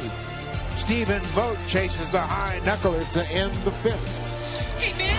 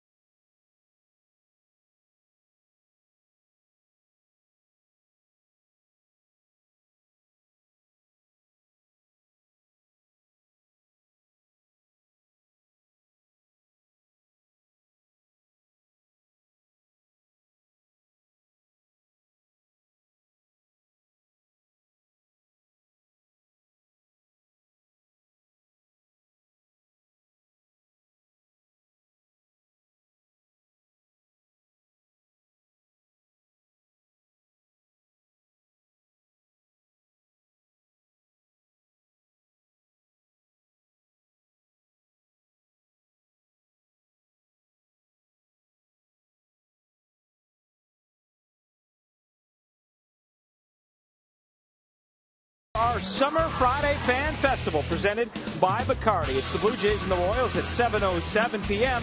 Get to the ballpark early for our pregame festival outside Gate 10. Gates will open at 4:30, and you can enjoy a live performance by special guest Chad Brownlee in the licensed area. Go to BlueJays.com for more details. Guys, I think we'll have a pretty good Friday Fan Festival tomorrow night in Seattle, although it isn't an official one. You can bet, Barry, it'll be the first time in several years the Blue Jays are playing a weekend series in Seattle, and certainly the fans flock to Safeco Field coming down from Canada. We look forward to a great atmosphere Friday night. And if you're familiar, well, this is high and deep, and Burns is at the wall looking up. This ball is off the wall. Encarnacion is headed for second, and he'll stop there with yet another double.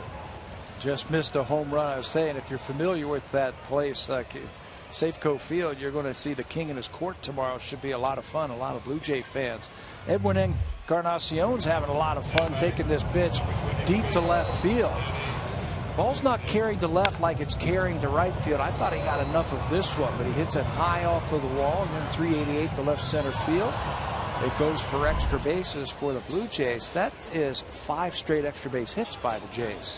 2 home runs, 3 doubles. They've added a single, and Danny Valencia had a leadoff single in the second. Cashed in immediately by Russell Martin's 2-run homer.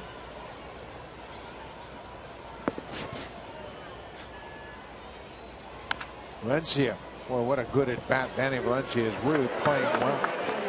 He moves Encarnacion with a ground ball to second base. Valencia was thinking about a base hit to the right side, but he at least advances Encarnacion over to third with less than 2 outs. You have to, because Russell Martin has been swinging a hot bat. He's had a double, and he has also had this. It's off for Drew Pomeranz. Got the Blue Jays 2 runs in the second inning. It's ball deep to right field. Home run number 14 on the season for Russell. Mentioned Russell's career high in homers, 21. That came with the New York Yankees. Boy, what a good swing, and he drives it deep to right. Reddick is back, and Martin will pick up another RBI. Boy, when you have good approaches at the plate, good things happen. Valencia did his job by moving Encarnacion from second to third, and then Russell Martin cashes in Encarnacion with the sac fly to right. Yeah, Blue Jays get a big add-on run against the Oakland A's. He is really tracking that ball. Russell Martin is. He is seeing it. He's staying deep. I'll tell you, he just missed another home run. Blue Jays have a 5-2 lead.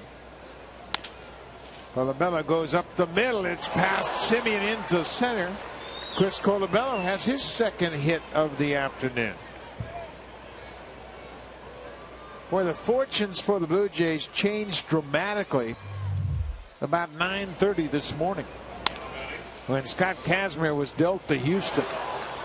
At least that's when we heard about it. Yeah, he's got the great batting average against here, low earned run average. I don't think he's given up a home run in this ballpark this year.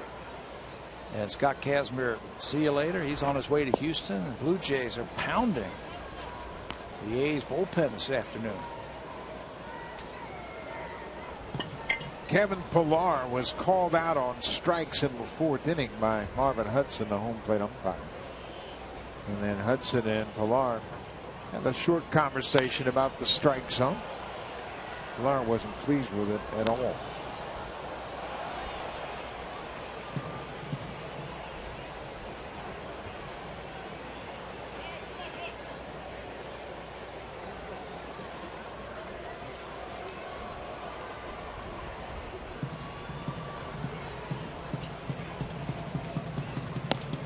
You know, Pat, you'll talk to the manager, John Gibbons, and the coaches, and you and I both ask them all the time, how are things with the club? What do you think about your club? How's the atmosphere in the clubhouse? They all rave about the character of this team. They say, boy, the guys are really doing a great job. They're working hard. They're picking up each other. They're hanging in there. Zobrist backhands it, and it's not going to be in time. Pillar has an infield hit. Another hit for the Blue Jays, just their second single of the afternoon. But they love the makeup of this team. And I said, are you concerned about the ball club if they don't make a trade? Because you know how that can be a letdown. And most of the coaches feel like, yeah, it'll be a disappointment. But at the same time, he thinks the team is close enough to get through it. You know what? Where that helps you is when things aren't going well. When you've got a team that's close like that and they're going to battle you, you got a lot of high character kind of guys. When things aren't going well, they're able to stay together and battle through it. Personally, I think the Blue Jays are going to do something. Yeah, I do too. Just something to show that they're in it to win it. Don't know at what depth or what magnitude that they're going to make a trade, but I think they're going to do something. Travis lifts it to right. Long run for Reddick, and he's going to dive and makes a terrific play. Josh Reddick, the former Gold Glover, goes into foul ground, lays out, and makes an inning-ending catch. Great determination by Reddick to end the inning. But the Blue Jays had a run. They've taken a 5-2 lead as we go to the bottom of the fifth.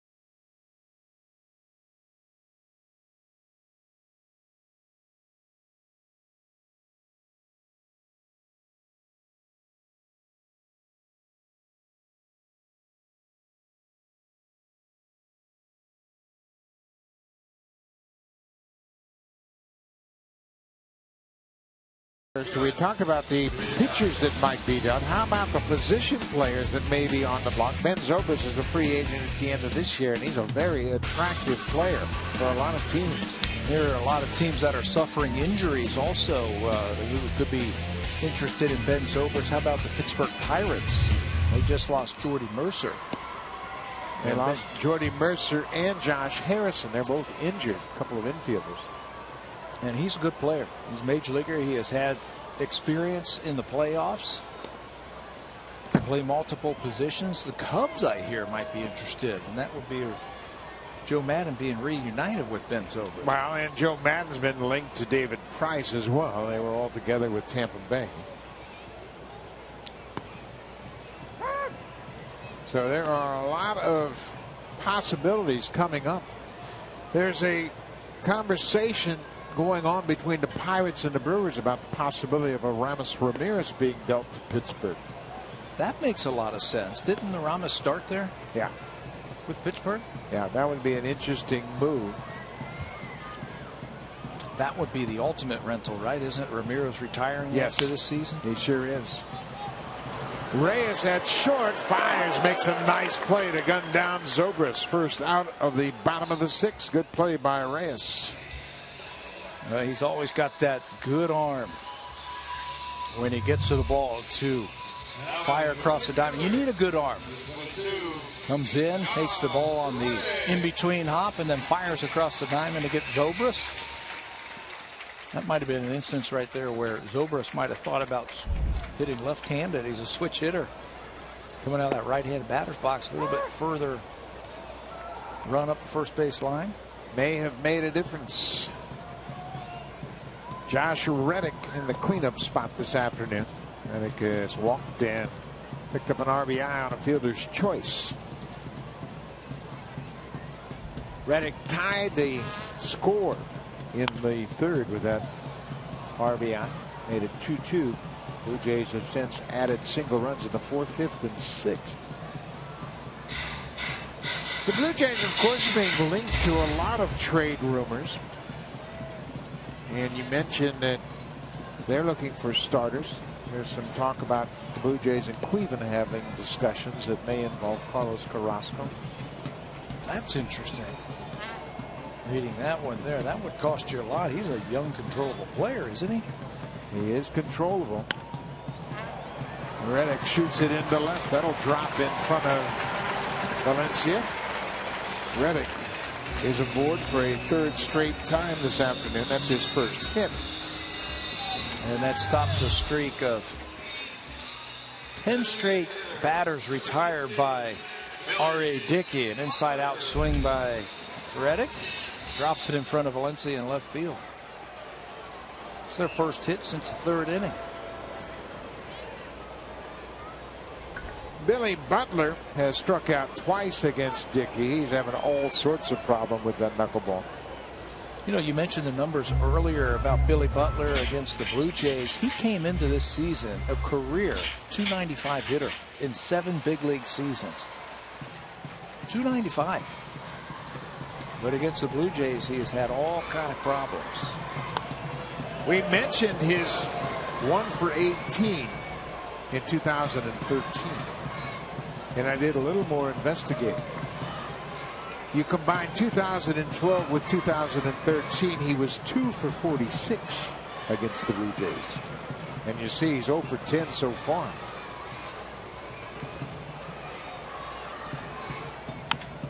He puts the bat on the ball here. Reyes will step on the bag, throw to first. Billy Butler's problems continue against the Toronto Blue Jays. Dickey is through 6 with a 5-2 lead.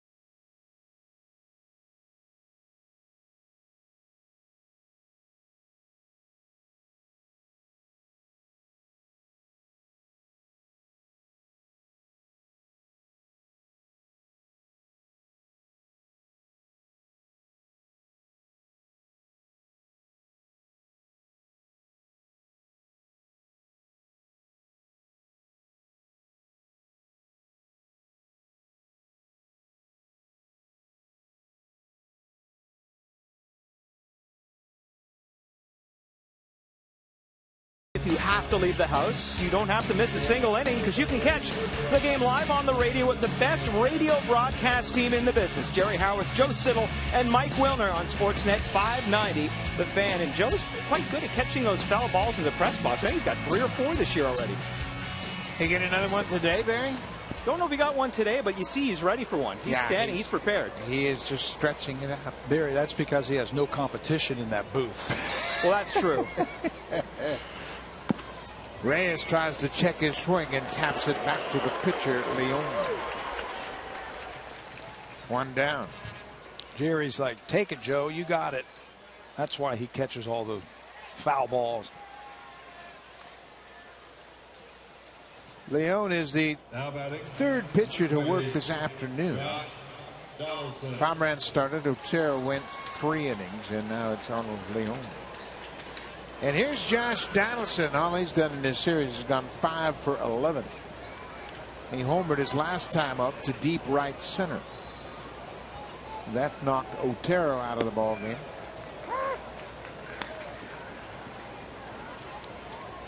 You know, there are so many trade rumors floating around baseball, and one kind of fuels the next rumor. We talked about the Pirates and Brewers and the possibility of that trade involving Aramis Ramirez. You were on a team back in '83 that made an interesting trade, the Cleveland Indians. And it was in response to an earlier trade. The Texas Rangers traded Rick Honeycutt to the Dodgers for a trade that included Dave Stewart. That was August 19th of '83. At the time, the Dodgers were 3.5 back of the front-running Atlanta Braves. Well, then the Braves felt like they had to do something. And on August 28th, they pulled the trigger on a very lopsided deal that favored the Cleveland Indians. Favored the Indians. We had a lot of pitchers back then. They traded Lenny Barker to the Atlanta Braves. They got a bunch of young kids. They got Rick Behenna, young pitcher, Brett Butler, and Brooke Jacoby. Young players who were just starting their major league careers, and they were really the foundation of those good Indians teams, those good hitting teams in the mid to late 80s.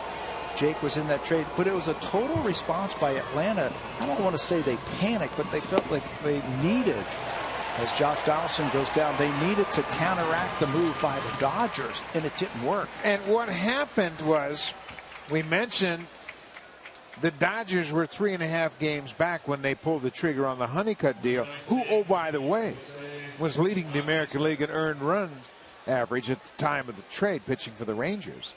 Well, the Dodgers had closed to a half game behind the Braves, and the Braves said, man, we better do something. And Len Barker would eventually end up with a 10-20 record pitching for the Braves, while Jacoby, Butler became big parts of what the Indians would do moving forward. Yeah, offensively in that team. And you got to figure something like that's going to happen again here this year. Somebody's going to react to a trade, and they might have to overpay. Well, the Blue Jays go down in order in the top of the 7th, but they have a 5-2 lead as we head to the bottom of the 2nd. Dickey having a great outing.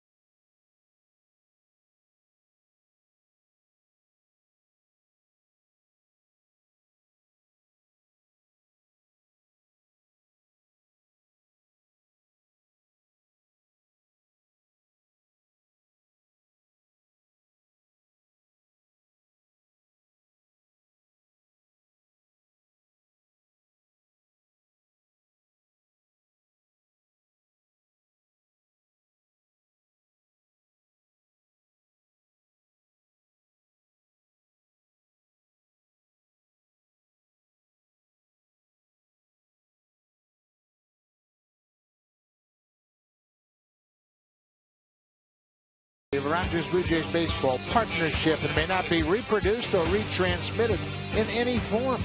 And the accounts and descriptions of this game may not be disseminated without the express written consent of Rogers Blue Jays baseball partnership. It's a beautiful afternoon in California. The Blue Jays will jump on the plane and head north to Washington.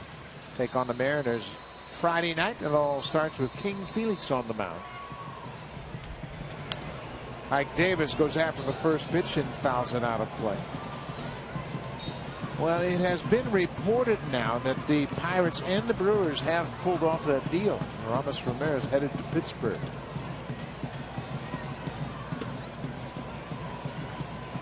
All it takes is one, right? One trade, and all of a sudden the chips start falling. The floodgates open up, and next thing you know, you might see 2 or 3 of them. Well, it's like the stock market. When things start to swing, you're afraid about where the market's going to settle, so you better pull the trigger quickly.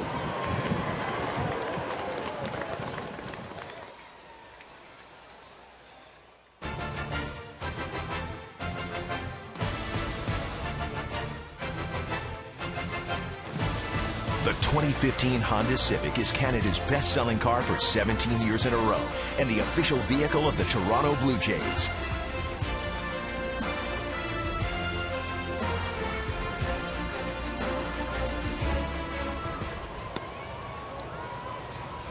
Brent Lordy 0 for 2 so far this afternoon. You know, Buck, you liken the trade deadline to the stock market. I liken it more like a game of musical chairs. That when the music stops, you might be without a chair. So people start hustling around those chairs just a little bit faster, right? Boy, that's a great analogy, too, because you know there are certain GMs that are under a lot of pressure to make things happen.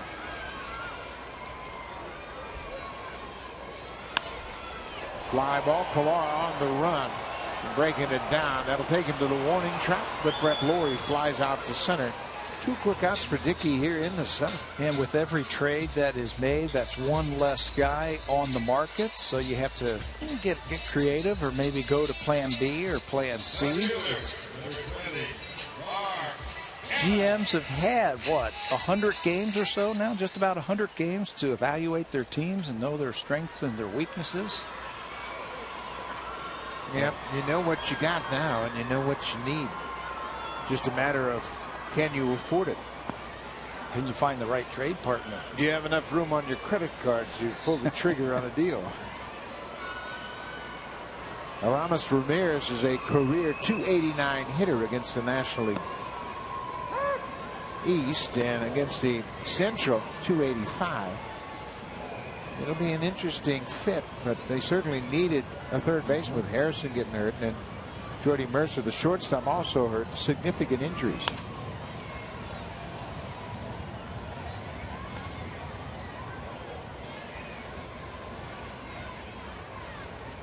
Of course, the standings impact how you're going to make a deal, and right now Pirates are 6 games back of the St. Louis Cardinals.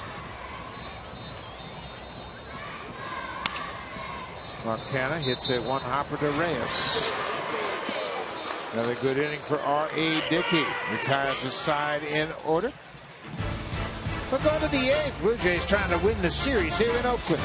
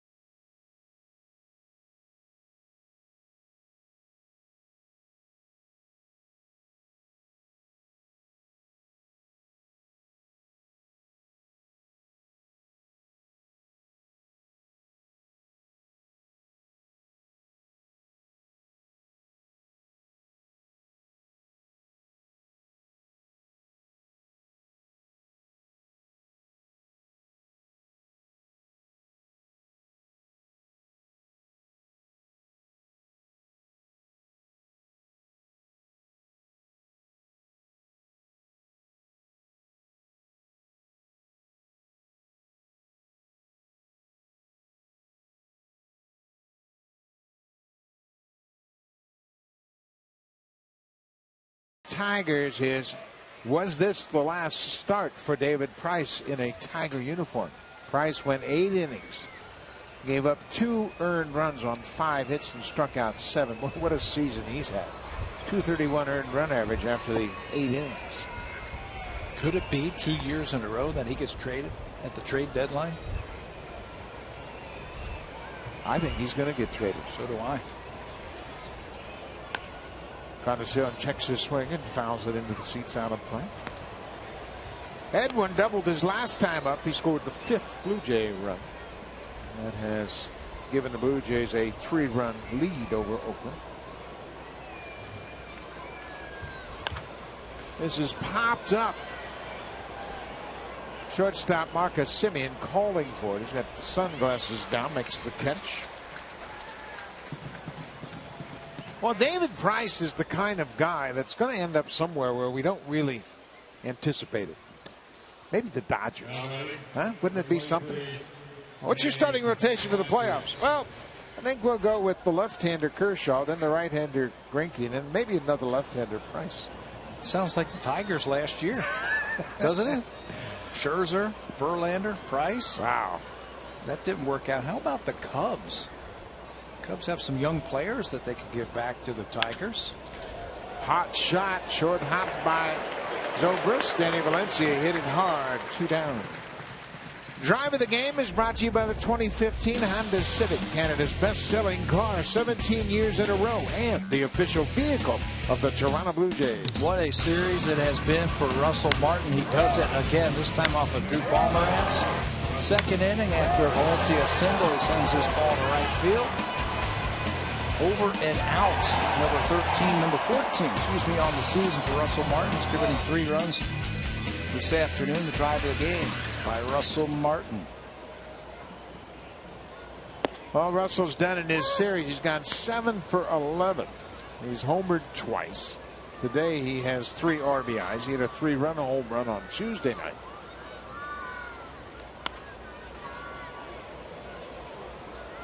With Russell, it's interesting as he'll have a roller coaster ride offensively, and he's a very good offensive catcher, obviously. But there are times when he is dinged up, might have a sore hand. He's got a hamstring that's been bothering him for a while. So he'll go up and down because of the beating he takes behind the plate, and that's not unusual. We've seen it with offensive catchers throughout time. Just comes and goes sometime. There's a couple of weeks ago he couldn't buy a base hit. And right now he's driving that ball hard to right field. His sacrifice fly last time up was to right field. Took Reddick all the way to the warning track in right field. Martin has also scored a tons of runs. He is, look at this guy. He made another bid for a double, just missed another double. That high pitch, he stayed on it and drilled it to right, but just fouled. Josh Donaldson has scored 68 runs this season. That leads the Blue Jays, and he is 3rd in the American League. Bautista's scored 60. And then Russell Martin is right there with him. Martin has scored 52 runs, 53 now. He grounds out this time. The inning is over. But the Blue Jays having a good day here in Oakland. They have a 5-2 lead. Now it's time for a Blue Jays Central Update. Here's Jamie Campbell and Greg Zahn.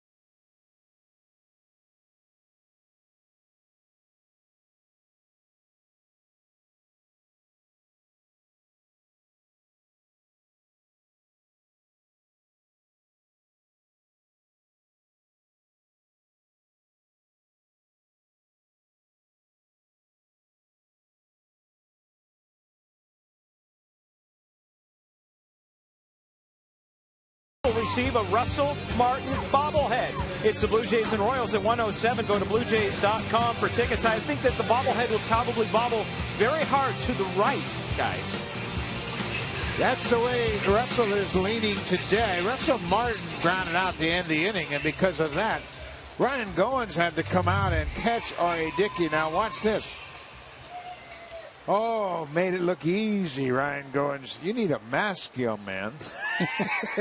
Looked like he had 20/20 vision in his ear right there. He had that ear right down on that glove, didn't he? Having a good time this afternoon. Why not? The Blue Jays looking at winning the series 2-1. Justin Smoke takes over defensively at first base. Ezequiel Carrera has moved into left field.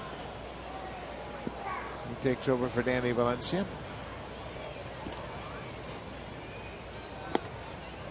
R.A. Dickey, boy, what a start he has had, pitching into the 8th. Dickey has 5 strikeouts. He's walked just 1. That came way back in the first inning. Now make it 6 strikeouts as Simeon strikes out for the 2nd time. 3rd inning after he gave up the hit the vote. It seemed like R.A. started locking in on that knuckleball, and he's kept it in the strike zone, and we've seen some really crazy swings by the Oakland A's. Good line for Dickey. 7 1/3, 4 hits. 2 earned runs. He walked 1 and struck out 6. 93 pitches. He's in good shape. Billy Burns, he can hit, man. He flares it down the right side. Bautista gets over quickly, takes the throw to second, and Reyes, that ball may have hit Reyes in the mouth. He got a nasty hop, and the ball came up and hit Reyes. As the base runner Burns and the baseball got to second base all about the same time. Bautista made a quick throw. He doesn't have the arm strength that we have seen in the past because of that injury. So he tries to make up with that with some quickness. And the ball, the runner, everything met at the same time at second base. Down the right field line, Bautista. He's going to do the 360 and fire that ball to see if it hits. It certainly looked like it bounced up and hit Jose.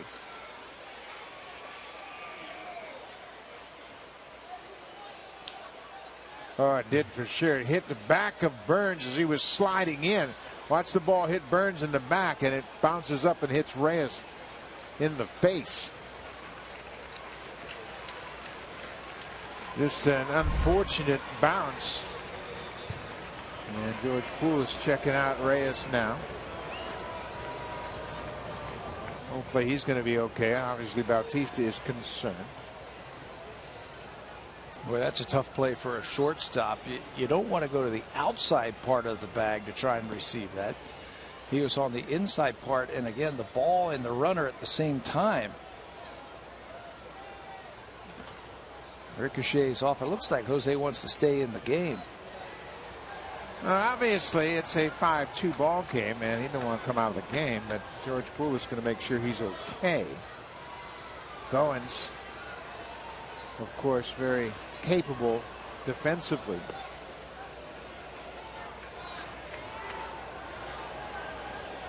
Burns with the head first slide. He picks up his second hit. And now, indeed, they're going to take him out of the game. And that's the right move. Make sure he's okay. Get the training staff an opportunity to attend to Reyes.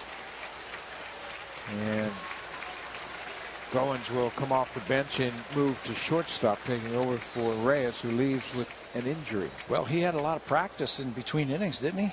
We just showed him warming up R.A. Dickey, so his arm is loose, legs loose. And he will get ready to go out and play shortstop.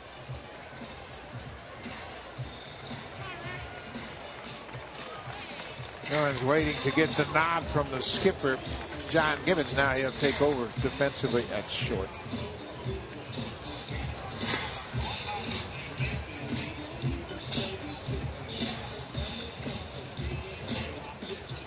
He'll get a chance to make a couple of throws. At least you mentioned he was out to warm up Dickey, so he has thrown a couple today.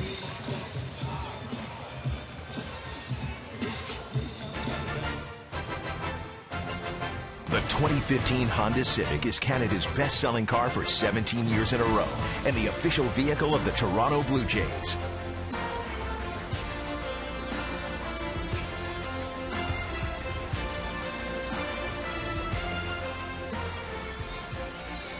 Red Lloyd jersey hanging in the 21. A's gift shop, number 15. Ryan Goins has played 33 games at short this season. He's made 27 starts in the absence of Reyes, who was injured earlier in the season. Well, he is no stranger to the position. Stephen Vogt.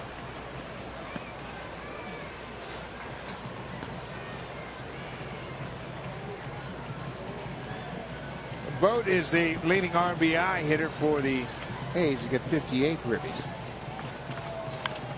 Fouls this one out of play. Bo Schultz loosening up.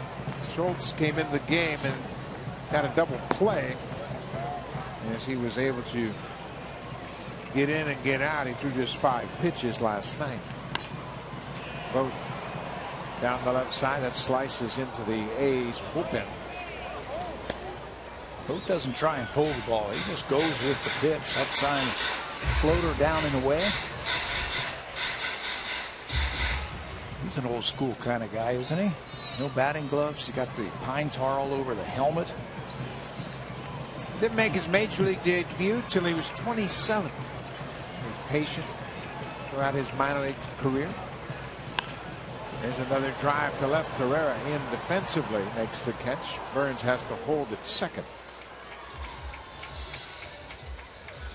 2 down.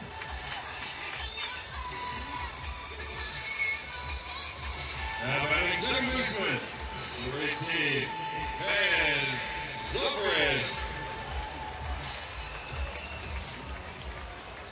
Roberto Osuna is the closer. He's been doing the job of closing out games. He threw 32 pitches in an inning in the third last night. It'll be interesting to see how they handle this game here late. This is Zobrist. He takes a pitch down and away. Zobrist is 0 for 3. There's Osuna sitting in the bullpen.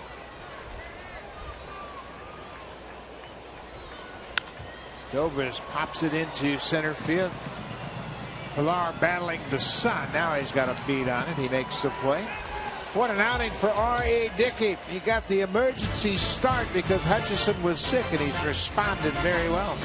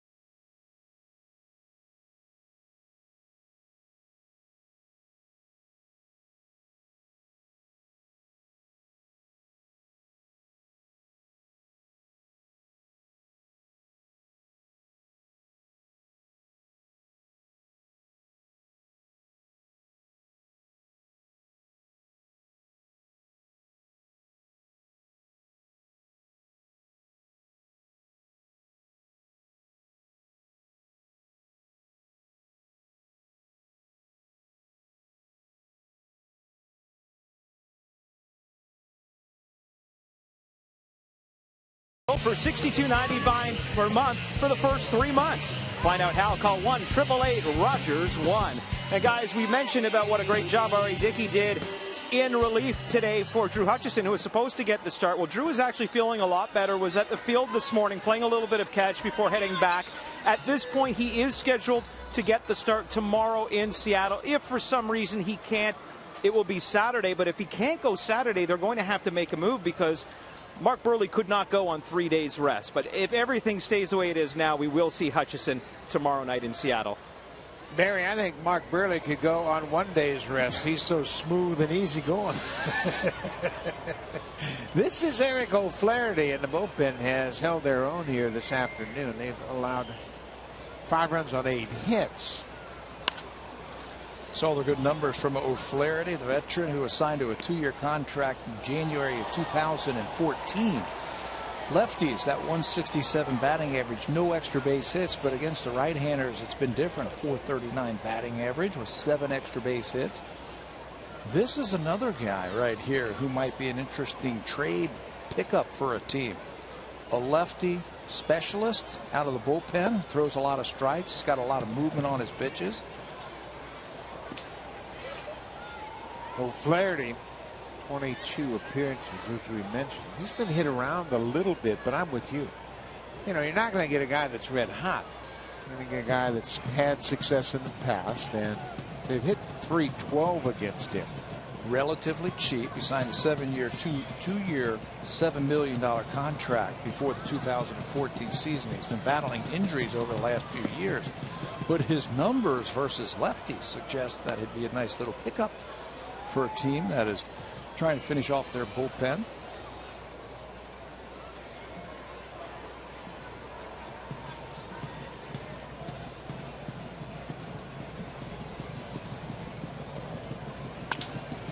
Colabello grounds it to short. Simeon has handled everything he's been given in this series. He's played very well defensively, despite the season total 28 errors.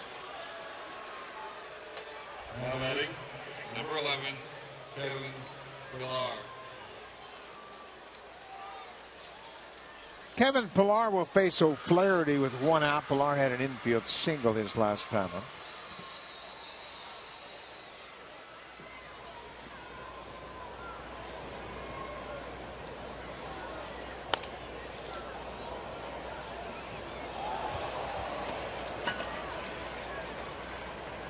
We're in the 9th. The Blue Jays with a 5-2 lead. The Yankees have beaten the Orioles 9-3 this afternoon. Masahiro Tanaka improves to 7-3. Baltimore Menace was roughed up. He drops to 7-6 for Baltimore. That's fouled off the foot of Pillar.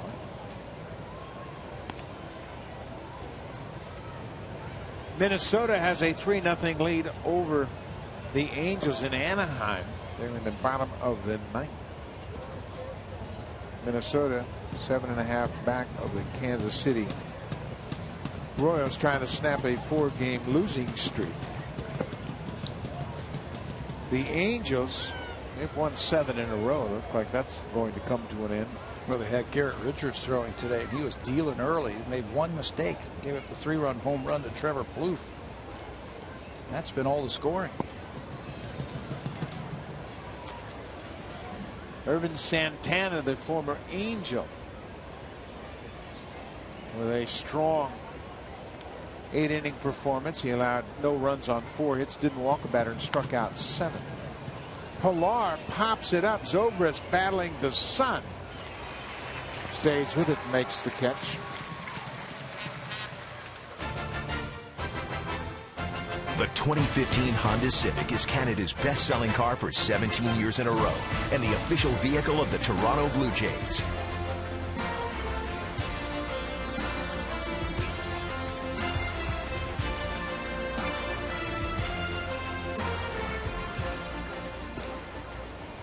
Devin Travis has gone 0 for 3. Simeon gets another ground ball.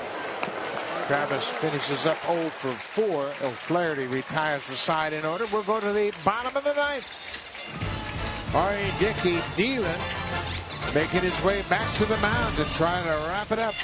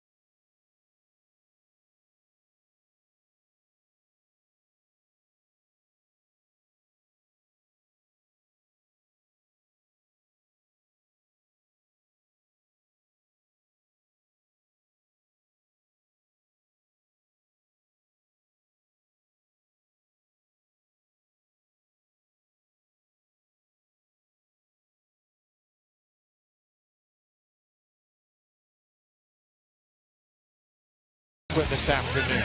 Boy, he has really zeroed in on that knuckleball. He has pounded the strike zone. Coming into this inning here, he has had 6 strikeouts. He has only given up 2 hits since the 3rd inning, and he has really handled the Oakland A's, looking to have a complete game. The last time he did that was May the 21st. That was against the Los Angeles Angels when he was in command of that game, trying to finish it off here in the 9th inning once again. Dickey lost his footing. He's doing a little bit of repair work on that landing spot on the mound. It could be back-to-back complete games for Dickey here in this ballpark. Last time he pitched here on the 3rd of July last year, he pitched an 8-inning complete game. Lost that game 4-1 to Oakland.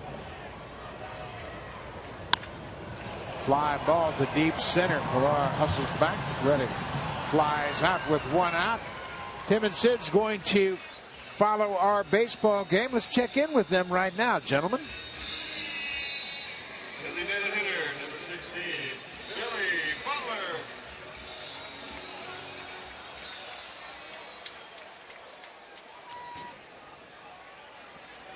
Well, that's big news in Toronto. Of course, Lou Lamoriello has been named the new GM of the Maple Leafs, and Billy Butler gets hit by a pitch. He will take first base, and he reaches base for the first time. That ball hit Butler and then hit the umpire, Marvin Hudson. So Butler's aboard with 1 out. It's the 2nd time in this series that he has reached the base as Butler is hit. And with 1 runner on base, John Gibbons is going to go out, and I don't know if he has signaled to the bullpen yet for Bo Schultz, but he's going to go out and talk to Dickey, and yeah, that's it. So the hit batter cost Dickey the opportunity for a complete game. It's a 5-2 game. Bo Schultz into the ball game, trying to close it off for R.A. Dickey. Ike Davis will bat against Schultz when we come back.